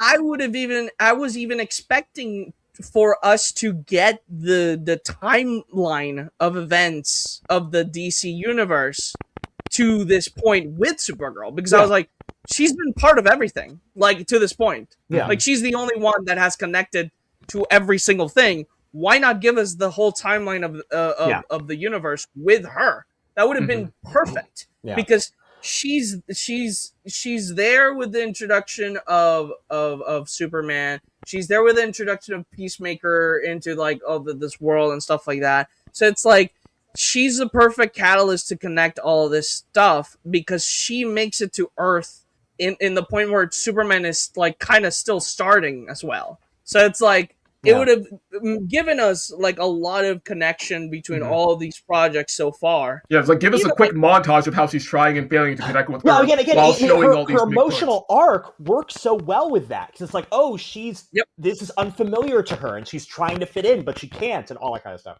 So yeah, any thoughts from? I want to make sure we get your thoughts, Nathan, on this, because I'm sure you can be as brief as you want, but I want to make sure we get your thoughts before we transition into, because this is a good transition point into, okay, wider DCU, how does this go? So any thoughts you would put to wrap up on this part of the conversation, Nathan? I think I pretty much said everything I said, like while bouncing off each of your ideas. I think the only other thing that kind of bugged me about this movie is just the way they handled her powers, where it just felt like they didn't really completely like write this story with her powers in mind, per se, where it's like the scene where like she does confront Krem for the first time and like he kills the family and runs off. It's like, wait, how did Kara lose track of him? Doesn't she have like super seeing, like super vision and super hearing? It's like, oh, okay, like maybe they're not acknowledging that in this movie. Maybe those powers haven't developed yet. Like maybe they're growing over time, like they do with Spider-Man and the Tom Holland movies. Okay, I'll accept that. But then like 2 scenes later, you see a scene of her using her X-ray vision, and then a flashback scene acknowledging how she has super hearing. Wait, so she has both. How did this guy get away from her? It's like, I don't know. I mean, again, I don't know if either of you guys have seen Disclosure Day by Steven Spielberg, but the entire movie, it's people have called it like one of the most boomer movies ever made. And the reason is because the entire movie is built around plots that don't work in an age of cell phones and AI. Because the whole thing is, we have to carefully orchestrate this plot to make sure that everybody is watching TV to find out that the aliens have among us. When it's like, I mean, there are a couple of lines there that are really funny where it's like, oh, why don't I'm just going to upload it online. It's like, no, we can't do that. We have to, make sure everyone's watching it on TV. Why? They don't explain. And then they have it, when everyone's on TV, they're like, is this AI? It's like, no, we've confirmed it's not AI. How have you confirmed it's not AI in 5 seconds? So it's like the horror films that don't work whenever anybody has cell phones. So you have to find convoluted ways to avoid. It's that they used her superpowers like the cell phones. It's like, man, this is such an inconvenience that she has superpowers for our plot. So we have to keep either forgetting she has them or explaining them away in order to do the plot they want to do, instead of doing something like the James Gunn Superman, where, you know, his powers are built into the story that you're telling. To your point, Nathan, yes, that was a it felt like I was missing here, and so it just gave me the vibes that the people making this didn't really want to make a Supergirl movie. They just kind of wanted to make a Lobo movie instead. Also, what the heck is... I don't care if it's in the comic books. What the heck is it with this green sun? The way the comic explains it is basically, and this plays off the whole like reputation of both Supergirl and Superman in space. In the comic, the way they explain it is that it's actually a manufactured planet and sun made by a bunch of Superman's space enemies to trap him. And that's what I was. That's actually really cool. Angry about. Yeah, and they don't do that in the movie. Like, I was angry about it because the villain, doesn't seem to know either Superman or Supergirl at all. So I was so confused. I was like, this is something, again, I would have loved to do, again, where it's like, treat Supergirl in space like the kind of, like, wayward cousin of, like, a celebrity, where it's like, again, you have paparazzi who are kind of, like, after her. She's like Britney Spears. You know, it's like a paparazzi who are after her. And then people like, people like, oh, well, I'm gonna beat you in a fight, you know, and then I'll be able to beat you, Superman. And that's literally what the comic does. There are literally moments where someone confronts her because, guys, there are literally moments throughout the story where like Ruthie and Supergirl like at some space bar, just like getting a drink or getting ready to go somewhere, and some guy confronts her like, oh, wait a minute, you're Supergirl? Like, my cousins are in jail because of Superman. I'm going to get revenge because of you. And Supergirl just like kicks his bar stool down and like knocks him in the head or something and just walks off completely casually because she's used to that interaction. Why? I have a huge Why did I get problem. to see that? I'm sorry, go ahead. Exactly. I have a huge problem with them going like, oh, she's Kryptonian. I'm like, wait, hold on. Kryptonians don't have superpowers. Like, nobody knows that. Like, nobody knows that. Like they know Superman. Like, they know who Superman is, and they know that Superman is the last Kryptonian. That's so right. Therefore, that's why that becomes a popular thing. So I was really upset that for some reason, they decided to, instead of going like Superman's reputation, they decided to go like Kryptonians. Like, oh, I bought this like kryptonite because of Kryptonians. I'm like, what other Kryptonians are you meeting? Yeah. Like, what are you talking so about? True. Like, what? Like, anyway. What other Kryptonians? You mean like the two Kryptonians that exist, like that are left in the whole universe? Like, why do you even know that they have superpowers? Like, also, again, we're exploring this universe. Like, let's treat Krypton's destruction like the Holocaust. Like, it's something that you know is good people are sad about, and bad people deny it ever happened, or like make jokes about it, or like it's like it would have been great actually. You know, like Krypton destruction denial. That's like, you know, like that kind of stuff that builds out the universe is that would have made more sense where he would be like, oh, I've heard of Superman. Like, Kryptonians are crazy. Like, that's why I got this kryptonite. Yeah. Because, like, I still think they're out there somewhere. Also, again, if you want to play this kind of, like, misogynist sexism thing, it's like, you know, have people make fun of her as, like, oh, you're the girl version of Superman. Like, because they can do that. Like, you live in a universe where you can do that. And, you know, like, it's so anyway. All right, okay. But yeah, basically, I would just say go and read the original comic, because I feel like at its core, yes, it's also a true grit story, but it's also just kind of a space road trip story that like fleshes out a world and gives a whole like expanded universe. Like, so are you saying, Nathan, that in the movie doesn't lean into that?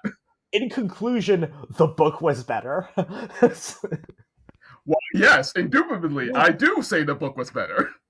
All right. Now so that Raymond, we've gone through that and we've concluded James Gunn's DC Universe, yes. So I'm worried, guys. Like, I think that with the merger happening and these box office stuff, I'm worried about this universe, and I think one of the big issues, and I think I don't blame James Gunn. Like I truly don't. I think he was dealt like a very bad hand, where it was like, oh, you made like two of the most popular things in our universe. Here, have the whole control All over of it. every single character, every single important character in our universe.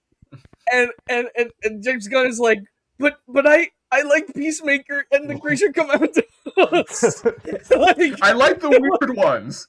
Give me the creatures. Give me the weird ones. I like the weird ones. Why am I in charge of all of this? So and don't get me wrong, I think he did a fantastic job with Superman. That was like, and again, we even ended up when we reviewed the movie, we were like, yeah, this was really good. It was just hold back a little bit because James Gunn is like delving into a new space of trying to be more wholesome, like, where it's like that is James Gunn. It's like, yeah, he's still a good filmmaker. It's just this is not his forte. Yeah, and there's so many characters that strive that line, and I think that the thing with James Gunn is that he is a comic book fan to the point where he understands that he can't just insert his like weirdness to every character.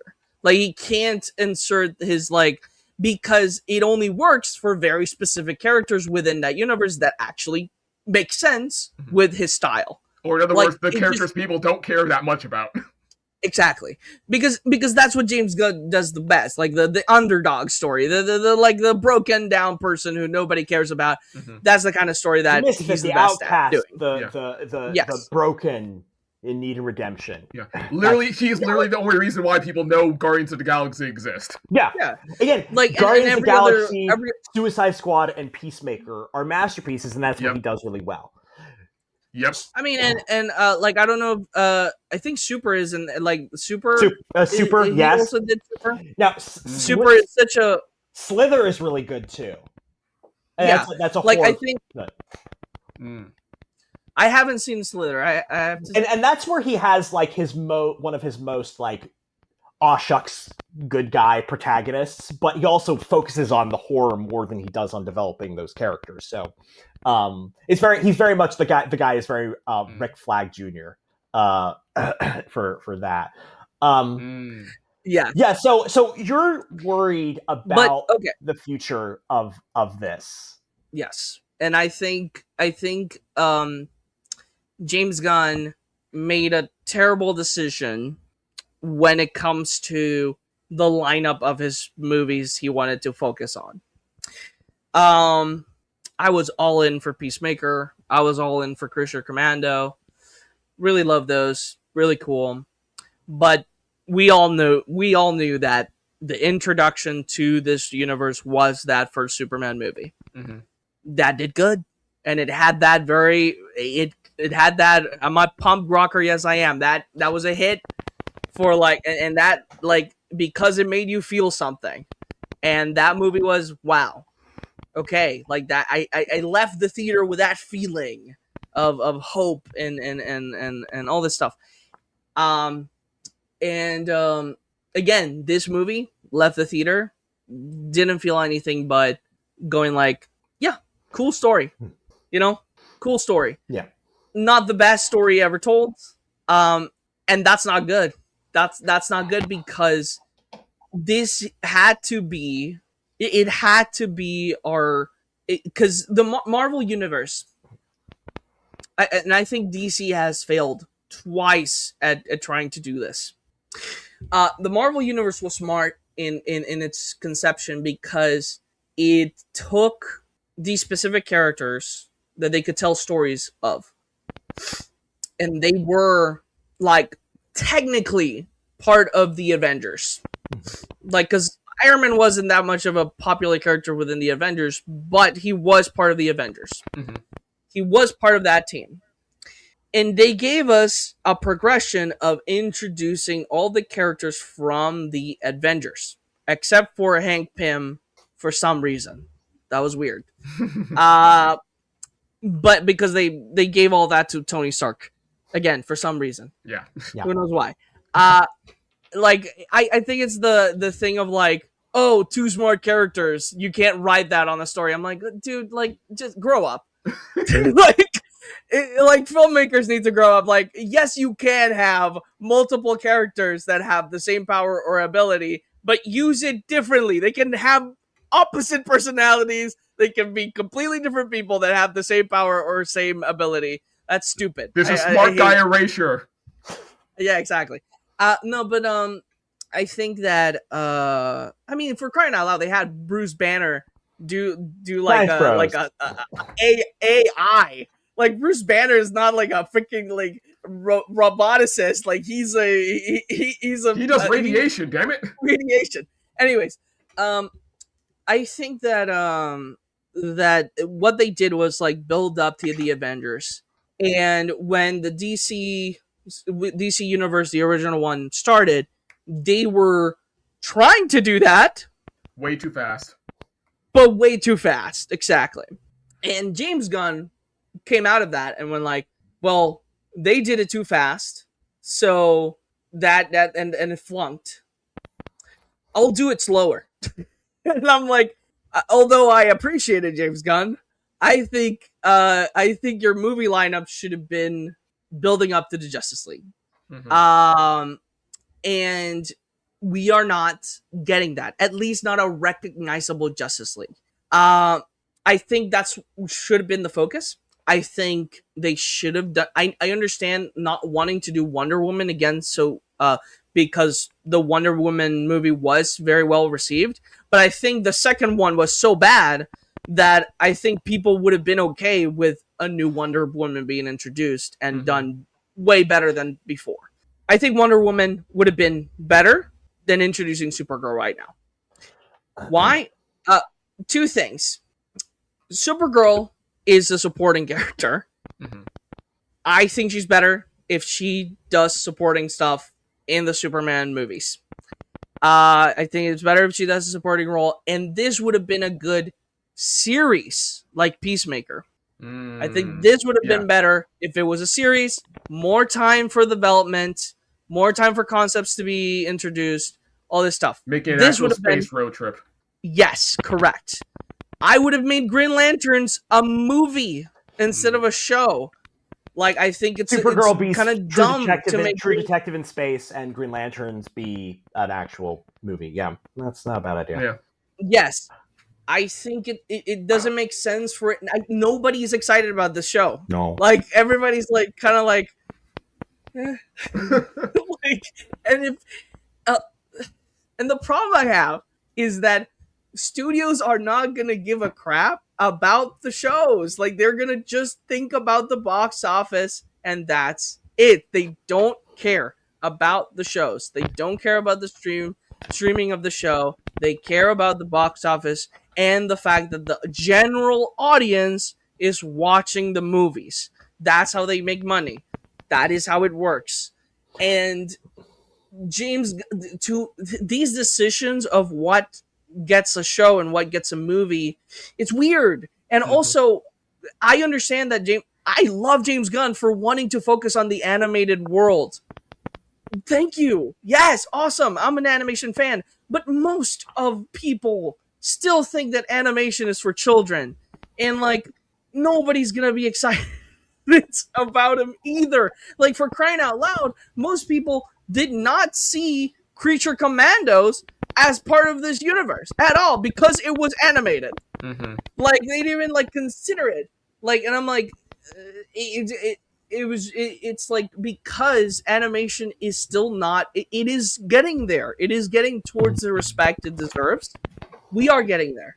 Little by little. Like, Spider-Verse did, like, numbers and giving so much respect to animation. Spider-Verse but we're still not there yet. For like, animation. We're progressing, but we're not than almost anything I've seen. Yeah. In terms of getting people to say, "Oh, okay, yeah. this is real movie." not animated movie, not just for Yes. kids. Exactly. Yeah. So like I think hear that, what you're saying. Go ahead, finish. Yeah, Mhm. sorry. No, I think that I do, even though I understand where James Gunn is coming from, because hey, all the stuff like that he's focusing on seems interesting to me, a comic book nerd and someone who's like into animation. That like we're getting like a Joker series, animated anime Joker series. That's incredible. Like I'm all in for that. Mhm. Awesome. That we're getting like all these like little animated projects about different things. Like I'm all in for that. Like That's all great, but like but Joe said, you also got to think about the normies.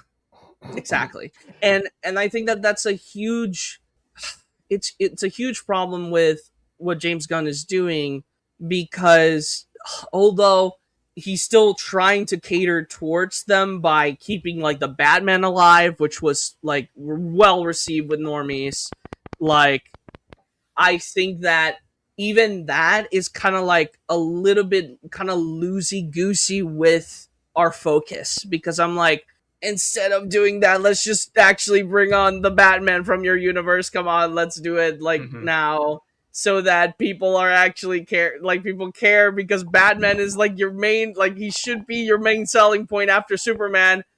It should be Batman. And um and the fact, again, I I think that people know about Robin now, and the fact bringing Batman and Robin and the Robins all together. I mean, like Red Hood is so popular right now. Like it's like Red Hood is like as popular as Deadpool was like in like the 2010s era. So it's like I think Red Hood is so popular right now. It is still very popular, and people know who that is. Like they don't know who Jason Todd is, but you say Red Hood, they know who Red Hood is. Like so, it's like Batman, the Robins, Nightwing, all this stuff. People, the normies are ready to see those things. Like, give it to them. It's I funny. think that It's I funny. think It's almost that seems like what's happening is like talking about point like My is- Adventures with Superman and how we're thinking that like people they don't have rights to certain characters and can't use them. They're almost in a similar situation here. They have the rights. It's just more like they don't want to do them again because they just did it. Like we can't do a Batman movie this soon again. We can't do a Wonder Woman movie this again as soon. So I guess we'll do Supergirl now instead. So I think that, you know, what I'm hearing you say, and I generally agree with you, Ray, is that what made the Marvel universe work is that they made movies about superheroes that made people not only want to see movies about those superheroes, but see movies about the next superhero that wasn't that same superhero. So yes, people would see Iron Man and they would make them not just want to see the next Iron Man, but want to see Thor or want to see Ant-Man. And because they love the Avengers, they would see Guardians of the Galaxy. And that was, yes, I hesitate to say, but I think it's accurate to say, unique thing that has not happened in movie franchises before. And Yep. I think that what James Gunn's DC universe needs to do is it needs to... It happened. By the way, just sorry, No. but it happened a lot in TV. Like Yes. TV has done that for years, but it was with spin-offs and stuff like that. But it was to put it into movies. No, was you have like the Law and Order revolutionary. universe, the Chicago, universe, and things like that. Yes, absolutely. That's been a. So the thing is, what James Gunn's DCU needs to do is it needs to do that. It needs for it to be a viable universe, viable franchise in the way it's trying to be. It has to be something where you watch Superman, it makes you want to watch, Supergirl. It makes you want to watch Lanterns. It makes you want to watch this other thing. And James, like you said, James Gunn looked at the mistakes of the DCEU, which basically tried to say it's all one TV show. It's not TV show and spin-offs. It's all one TV show. And said, we can't do that. We can't force that. We can't, force spin-offs in season one. And his answer to that, and to also some of the failures of the Marvel Universe, because the Marvel Universe sometimes pushed that too hard and coasted on that to the degree that the individual Yes. project failed. And so And he James, also didn't want to be the modern MCU. right. He didn't want to be the modern MCU, which has failed to capture its own success because they are not as confident in the new characters that they're trying to push forward. Like the OG And that's why MCU was lightning in a bottle almost. Yeah. Yes, and it's like, but again, it's because they're not trying. Like they're truly not trying at all. They think that because we are MCU, we can do whatever we want, and everybody's gonna go want to watch it. But it's like, No, you have to can't earn it just do that. every single time. You have to earn it every single time. Now, Yes. particularly, when there is, I hesitate to use the word superhero fatigue, but we've lost essentially superhero halo effect, where people will kind of let you get away with things they wouldn't let you get away with other genres because they love the genre so much. We're not in that era anymore. That's a good way to put that. Yeah. That's such a good way to put it, Joseph. Because That's way more accurate. I don't think there is a superhero fatigue because people are excited for the new Spider-Man. Yeah. And that movie's going to be great. There's not Spider-Man fatigue. There's no Spider-Man fatigue. Yes. Yeah, like... It just everyone's standards are higher just because there's so much more superhero content now. No, and not only that, with everybody knows that with Spider-Man, there's so much at stake. Yeah. It like Sony knows it. Yeah. They've learned from the mistakes over and over, and they know. I love all they these have stories to like of get Tom it right. Holland being like, I was on a Christopher Nolan movie, and then I went to back to Spider-Man. And I said, you can't make movies like this anymore. You have to make movies like Christopher Nolan does, and basically throwing his weight around and saying like, we're gonna make a good movie this time. It's like, good for you, Tom Holland. Tom Holland. I've always said he's the best Peter Parker, and he truly because we know that Sony. We know that he actually does hold a lot of power. Oh yeah, because and we do. If the new movie is good, it's going to at least 40% of it is going to be because he threw his weight around, and I love that. Because not only that, like there is in this movie there are reference to the legit just straight up comic books. There are references to internet memes. So he not only went to comic books, he went to internet memes and tried to get that again. But it's I think that the most incredible thing about it to me is that we know he has this power because he was the one when if you make it so that the Spider-Man and the MCU are not connected anymore, I'm leaving. I'm quitting. Yeah. And it's and that's the only reason why that contract kept going. He was no, I'm only sticking around if I am still part of the MCU. And for this movie to come out and for all the delays that happen and for it to be no, this is all the stunts are real. This is happening in location. That is basically all he learned from the Odyssey. And by the way, guys, the Odyssey was amazing. Nice. I liked it. I did like it. It's 3 hours long, right? Man, I need to take so many bathroom breaks ahead of time. Here's the thing. It doesn't feel like 3 hours. I'm sure story-wise it won't be like that, but bladder-wise it'll probably feel like that for me. Yes. No, I need an intermission, man. Here, but I will feel it down here. I think that movies need to introduce theater breaks. Yes. If they're 3 hours long. I'm not against going back to intermissions. We used to have them in our movies. It's but anyway. Bring them back. I might actually buy theater snacks again. Sorry, go ahead. But I think with anyways, just focusing. I think that the Marvel universe brought this very, very interesting thing to do, and I think James Gunn, like you were saying, Joseph, didn't want to do either the new MCU stuff of pushing to have this movie setting up for this movie and this movie setting up for this movie, but he also didn't want to.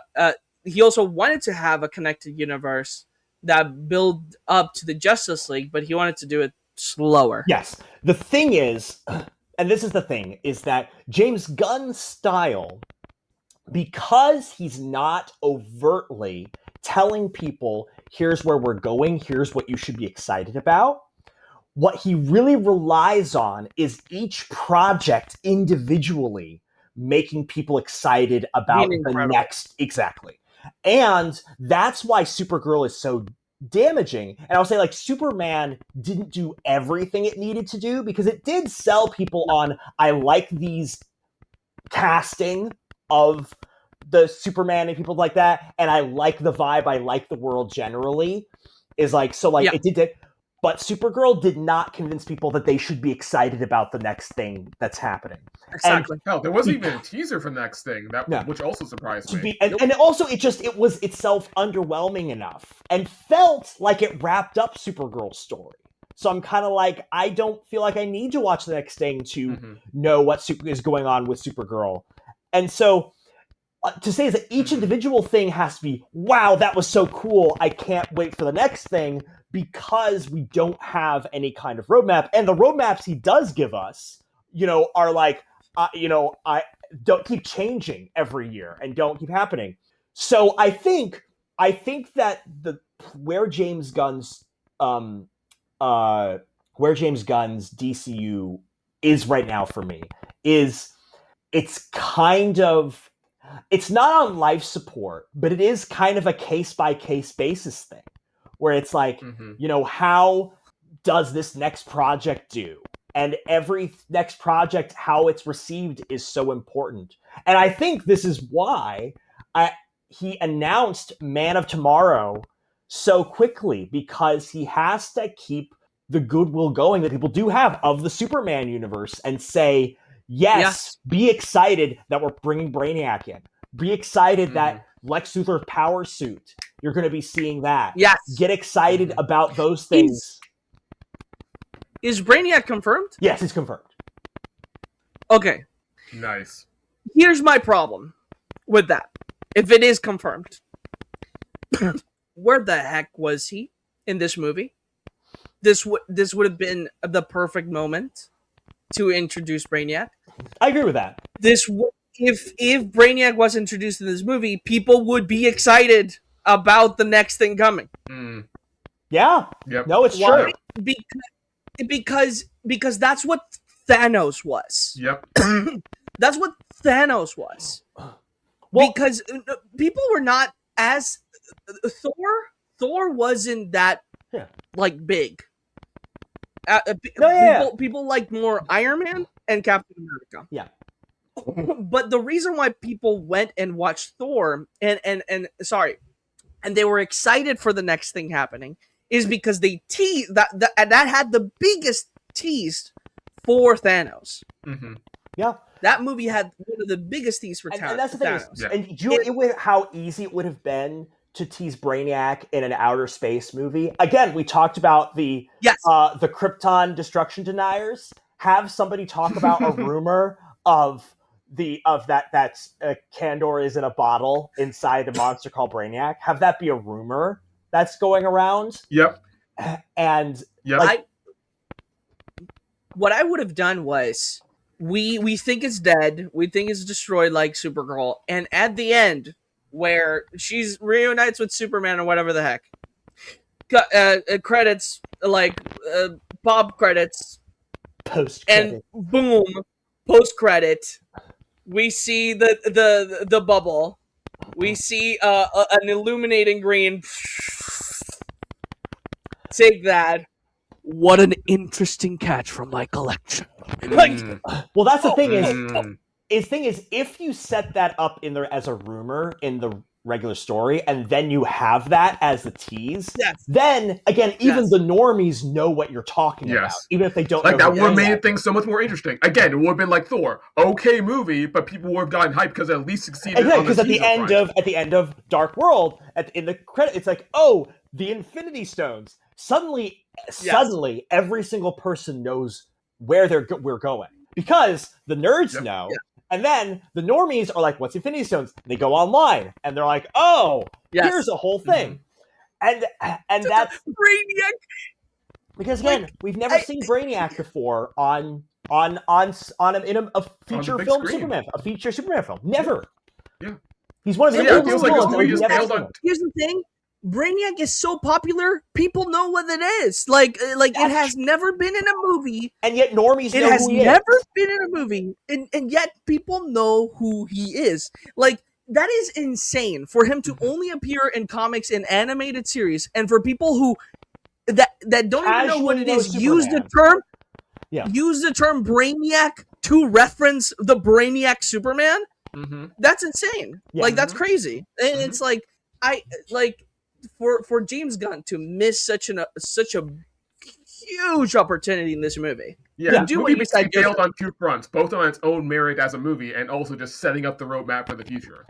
Yeah. I think it would have been so smart, because I bet you that what this happens plays completely into I would be what's shocked if it didn't. gonna be revealed with Brainiac. But here's the thing.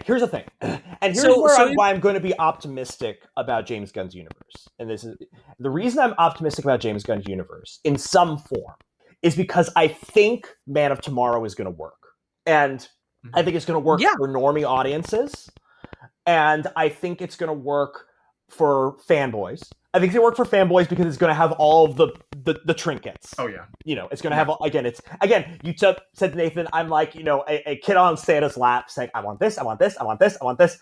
I think we're going to get all that, and so the nerds are going to be. I mean, maybe not everything that Again, it's somebody said did this thing where it's like the net what was it? Doctor Strange and the Multiverse of Madness, if everybody got what they wanted. It was just the whole thing was just filled with random cameos of people not even in the Marvel movies, like Luke Skywalker there. So we're not all good, but you know what I mean. Probably not going to go that far. But you know what I mean. It's like he's going to do that. That's going to be. And the normies are going to like it because I think James Gunn is going to lean a bit more into his James Gunn-ness in this one. Again, partly because, as we discussed last time, he's established Superman. He's gotten more comfortable with this world. He's hitting and his everything stride. like that. But also because I think that this version is going to lean into a little bit more of what James Gunn is better at. Because, as he has emphasized, this is a Superman and Lex Luthor movie. It's not just a Superman movie. And so we know that James Gunn, again, is really good at writing likable, broken, and problematic protagonists. Again, I will say his Lex Luthor dialogue in Peacemaker was amazing. It at least 20% better than the Lex Luthor dialogue in Superman. And where he does his good guy protagonists well are when they are foils for his bad guy protagonist. Yes. And so like this Rick Flag in Bloodsport. And so you're gonna have Superman playing Rick Flag, essentially playing dad to a whole bunch of problematic people, including Lex Luthor. And so I think that we kind of lost you there, Joseph. So I think that we're going to get essentially, if Superman was James Gunn's Iron Man, I think Man of Tomorrow is going to be James Gunn's Avengers. And I think that that's going to sell people on this piece of the universe. I still think if he doesn't get enough, if Lanterns doesn't work, if a couple other projects doesn't work, the crossover of you have a whole universe that people are invested in, I still think he needs a couple more of those. But I think that if he's able to land a couple more of those and Man of Tomorrow works, and particularly, again, if he brings in some of these other people like Lobo, like Supergirl, things that shows, hey, and Peacemaker that have... bring Creature Commando characters. Yeah, exactly, Creature Commando characters. It's I think that he can pull it off, but what I think James Gunn needs to do, because there's this, and this would be my pitch to James Gunn, is we know today that the new movie stars and the new franchises are actually not movie stars or franchises. they're directors. And so Yeah. what James Gunn needs to do is focus on telling people, hey, pitch me your dream DC property. You have to let us use that character, whatever version of that character that you use that character in a team up property later. Don't be like Matt Reeves, but yes. Other than that, as long as we like your pitch, we're going to let you do your thing with it and be your auteur self. Tell us what you're passionate about. So people will go to see the individual movie because they love the director and want to see their auteur project. And then they will be excited to see that character in the team-up movie that James Gunn directs or whatever, something like that. And I think that that's the way forward for the DCU to do what James Gunn wants to differentiate it, while also, while also doing the thing that we've discussed, which is making people excited about the next project. I think, okay, here's the thing. That's what kind of James Gunn wanted in the first place. Like, he prefaced it like a lot. He was like, we are trying to focus on good scripts and good stories. And I want to give a platform to good stories for them to be told in this superhero genre. Mm-hmm. And then that's why we're like, with the Clayface stuff. Right. Like, I was like, okay, yeah, that it's a great example of like something where he's like, that's a good script. Go ahead, tell that story. It's in this universe now. Again, and the trailer just came out. It looks incredible. I want to watch it. I just know that not a lot of people are gonna enjoy this. It's going to be like the Sony movies. Like, it's gonna be like your Venom. It's gonna be like your Craven. It's gonna be like, why? Because like, even if it's a good script, even if it's a good story, people don't care about Clayface. Like, who cares about Clayface? People care about Penguin. That's why, like, when that was announced, people were like, yeah, like, people care about Penguin. People care about like Enigma. People care about what's Mr. Freeze. But Clayface? That's such an odd thing. Again, I think it's the problem here is with the placement of these ideas. This would have been Supergirl, good movie for, like, the third in the road. Phase 3, yeah. Fourth. Yeah, like Clayface for the phase 3, but for the phase 1 of the world where you're trying to build up to what you're saying, which is the Avengers movie, like, it is a weird lineup. So here's my agreement and pushback. I agree. Mm-hmm. You should, when I say give auteur directors the chance to do their thing, I think that he should be saying, hey, every director out there who has a vision or wants to do something, pitch me a Wonder Woman, pitch me a Flash, pitch me a Lanterns, I want you to pitch me these kinds of properties, not phase 3 properties, phase 1. Mostly. Again, it's like, we're mostly going to do this. We can do a Clayface, we can do a Supergirl, but we're mostly going to be doing phase 1 properties. I agree with that. However, I still think, yes, if Clayface is Joker, not Morbius, and then they had Clayface in Man of Tomorrow, that would create excitement because there would be hype around that character. And then people would be like, again, we run into the My Adventures with Superman problem. Why is Clayface Batman villain in a Superman movie?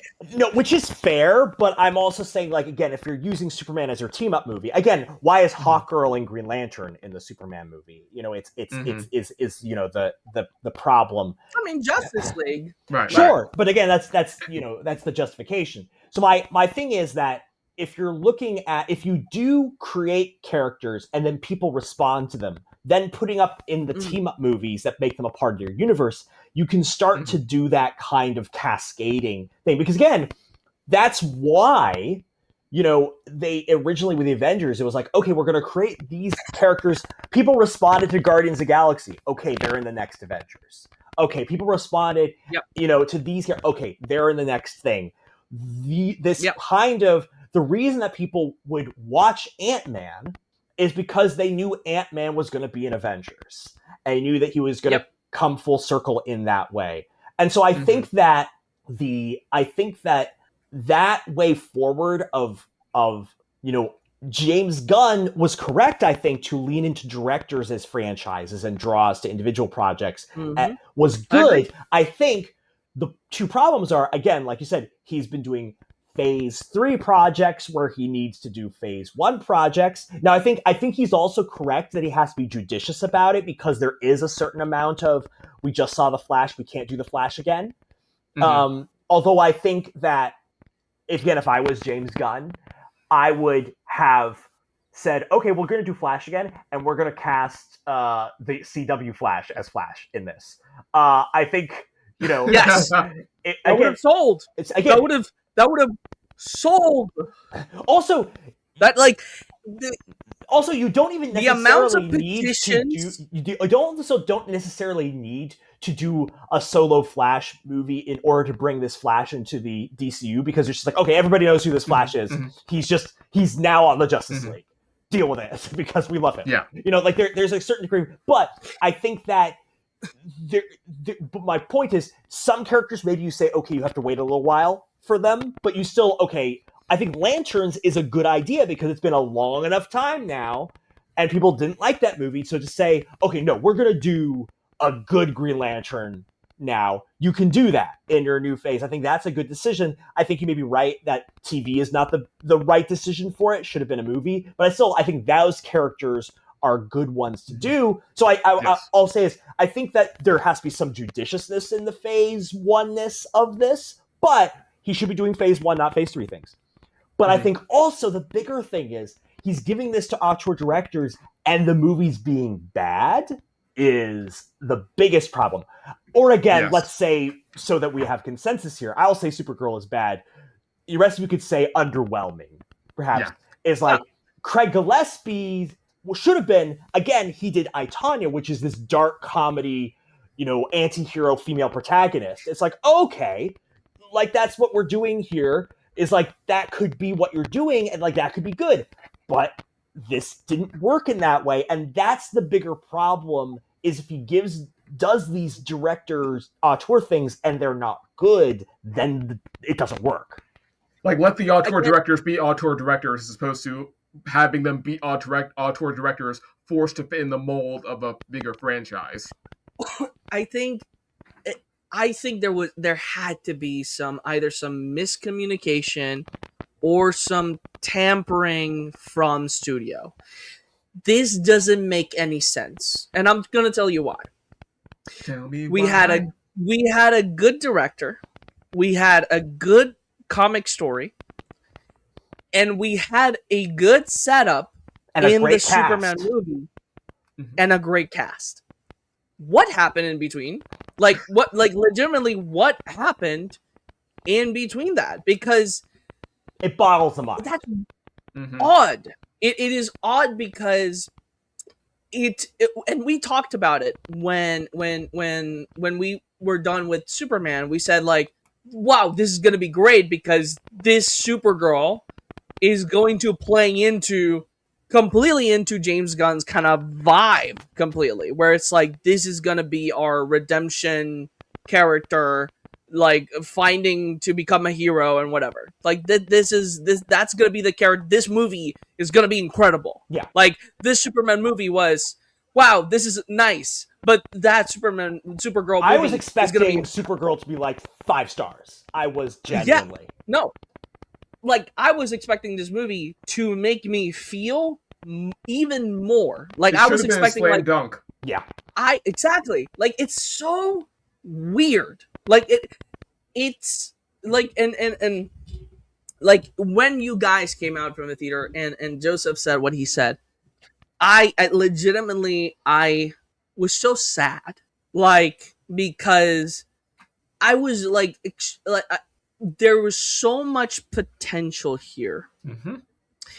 and for it to be wasted like this, it just doesn't make sense. And that's why, like, I wish I could talk to anyone who like is involved in this, because like I wish I could talk directly to James Gunn, because like even like the press tours, like they're not honest like right now, because like they'll be honest like in a couple of years, right? Yeah, Like there's James gonna be Gunn will, some article that comes out 3 years from now that like puts the yeah, blame on some producer or something. exactly. But right now they're not, because you know they have to sell the movie, Mhm. and we're not gonna get like what happened like in this process right now. But it's like there has to be some tampering by somebody, or some miscommunication here, because I like agree. this. And that's what I came out of the movie with Nathan saying, which is, you know that phrase, I'm not mad, I'm just disappointed? I'm not disappointed, I'm baffled. Mm. Yeah. Yes, because Because, again, like you said, like, everything about it should have worked. Like you said, great material, great setup, great actors, great, like, you know, it's like it had all the pieces. A director who, again, I haven't seen everything he's done, and I, Tanya was good. I didn't think it was great, but it was good. It was a good movie, like, you know, and it's like everything about it should have worked, and it didn't. And why in the world could they have messed it up in to this degree is baffling. So I agree with you. I In was the future, there will be interviews that explain what's going on, and we've already gotten a few things, like there were test audience problems with it, scared some Mm. people, but like the things that have come out about the test screenings don't feel like they explain everything about it. So Mm. yeah, but I think that the Do bottom you line think? is, whatever is the bottom line is that whatever went wrong is damaging to the future of the DCU, because in order for James Gunn's style to work, the each project has to make you excited about the next one on its own merits. And without the Yep. superhero halo effect, that's more important than ever. Yeah, they cannot afford to do something like this again. Yes. Now, people have Clayface needs to be suggested like maybe, Joker. Like, yeah, absolutely, it needs to be like Joker. It's, you know, but I will say this: if they can pull it out from here, people are already saying Supergirl is the DCU's Incredible Hulk, which is not quite fair because Incredible Hulk yeah, was a better movie, but it still was a movie that it when was people were okay. like, Yeah. it didn't make people super vibed for the next one. It was, it, you know, so it could, that could be where, if they can pull off their next ones, if Clayface is Mhm. great, if Man of Tomorrow is great, and they get, you know, they get their, you know, their feet out of their butts for the, you know, to actually have some upcoming projects that people get excited about, this can turn around. I also hope that the I have, upcoming merger doesn't mess with any upcoming projects, but I guess we'll see. I'm that sure that is that's not that is holding up any announcements at all. yeah, that's what I'm worried about. That I think I'm worried about the fact that Man of Tomorrow is gonna be our last movie in this world, and that is gonna be really sad, because I think we were all excited about this whole thing, and at least we're gonna end with our one of our favorite heroes, Superman, you know, as the closing of the If chapter. that's the end, But it will probably to me be a to high argue, note. But yeah, Hmm. yeah, I'm gonna say this, and this is like just my theory. I think this movie was just gonna be straight up an R-rated movie. Hmm. I think I think there's a big possibility that this movie was gonna be straight up R-rated. They were gonna go all out on the plot, on the actual story of all the stuff. And then they were like, no, you gotta tone it down. Little girls are gonna go see this movie. Hmm. could be, Because could be. that's the only thing right now, in my head at least, that makes the most sense. Um like taking everything into consideration that we've discussed and talked about, I will say because one the subject other matter thing that in this. I think that there's one other possibility that may be a little bit more plausible, because it's tricky to me to imagine that Craig Gillespie would be able to get away with pitching an R-rated Supergirl in the first place. That's kind of a little bit, or like, again, at the script level that would have to be approved, at the shooting level that would have to be approved. It just seems like that would get handled by corporate a lot earlier. One thing that is a bit more plausible to me, but is sort of what you're getting at, it was going to be a lot more political. It was going to be a lot more feminist.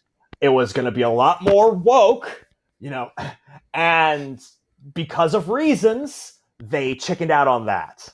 And because that is what apparently I've heard credibly happened with Captain America, Brave New World. That it was that was, I mean, credibly. It seems persuasive to me based on everything I know. But that makes I could. No, I think you're right, because this does feel like an editing bay movie, where like it's the movie like, felt like it was missing an ending, like it just got straight up cut out. yes, missing an ending, a beginning, a middle. this truly feels like the Justice League effect of the movies. Actually, that's the closest experience I think I've had is Justice League and Captain America: Brave New World.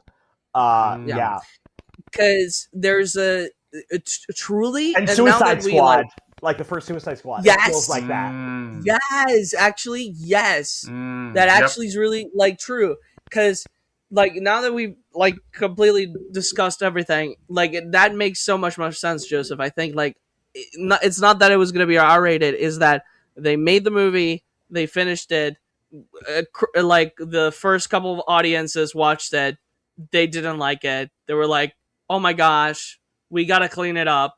They cleaned it.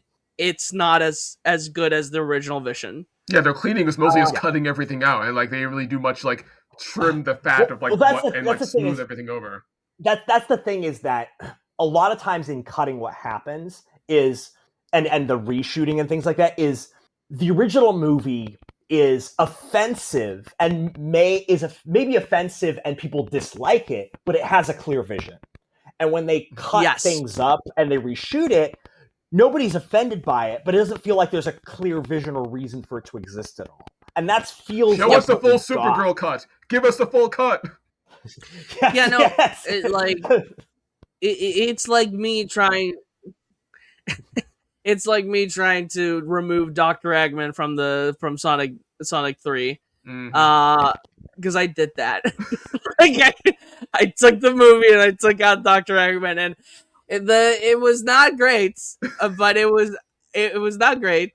But my vision, it was there was a lot missing. If I had the budget to actually reshoot some of the dialogue and stuff like that, it would have worked. But there was some missing things there.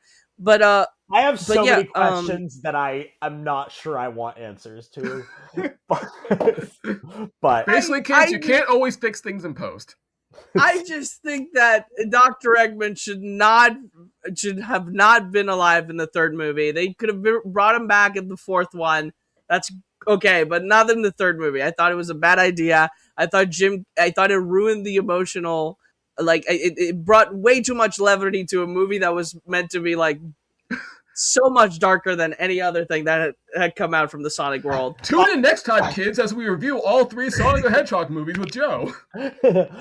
First of all, never. I will just say, completely disagree. I think Eggman's arc in that movie was the best part about it. If what would have fixed that movie is if they actually killed off human protagonist's dad, but that's a whole other thing. Now that I've offended everybody who cares about that sort of thing. All right. Any final? I agree with you. I agree with you that Eggman's storyline is great. Not gonna lie, awesome. But you know what's gonna ruin it? The next movie where he's a villain again. So like no. That's just time travel. That's fine. It's just like all right. Anything else that we need to delve into about this? I think I think we covered I all think of we're it. good. Cool. I think we're covered. All right. Everything. Boys. So now we just gotta we- finish. we- My adventures with Superman. We got like what, 4 more episodes or 4 so? episodes. Yeah. Guys, that's what's coming up next. You've heard it here first. My adventure with Superman's gonna be coming up. Well, we'll probably do some other like little podcast episodes before that one, but like Next one, I'm Next not time with part Joe of Joseph. was back. Yeah. Yeah. Not with Joseph, but that's what Joseph is gonna be a part of.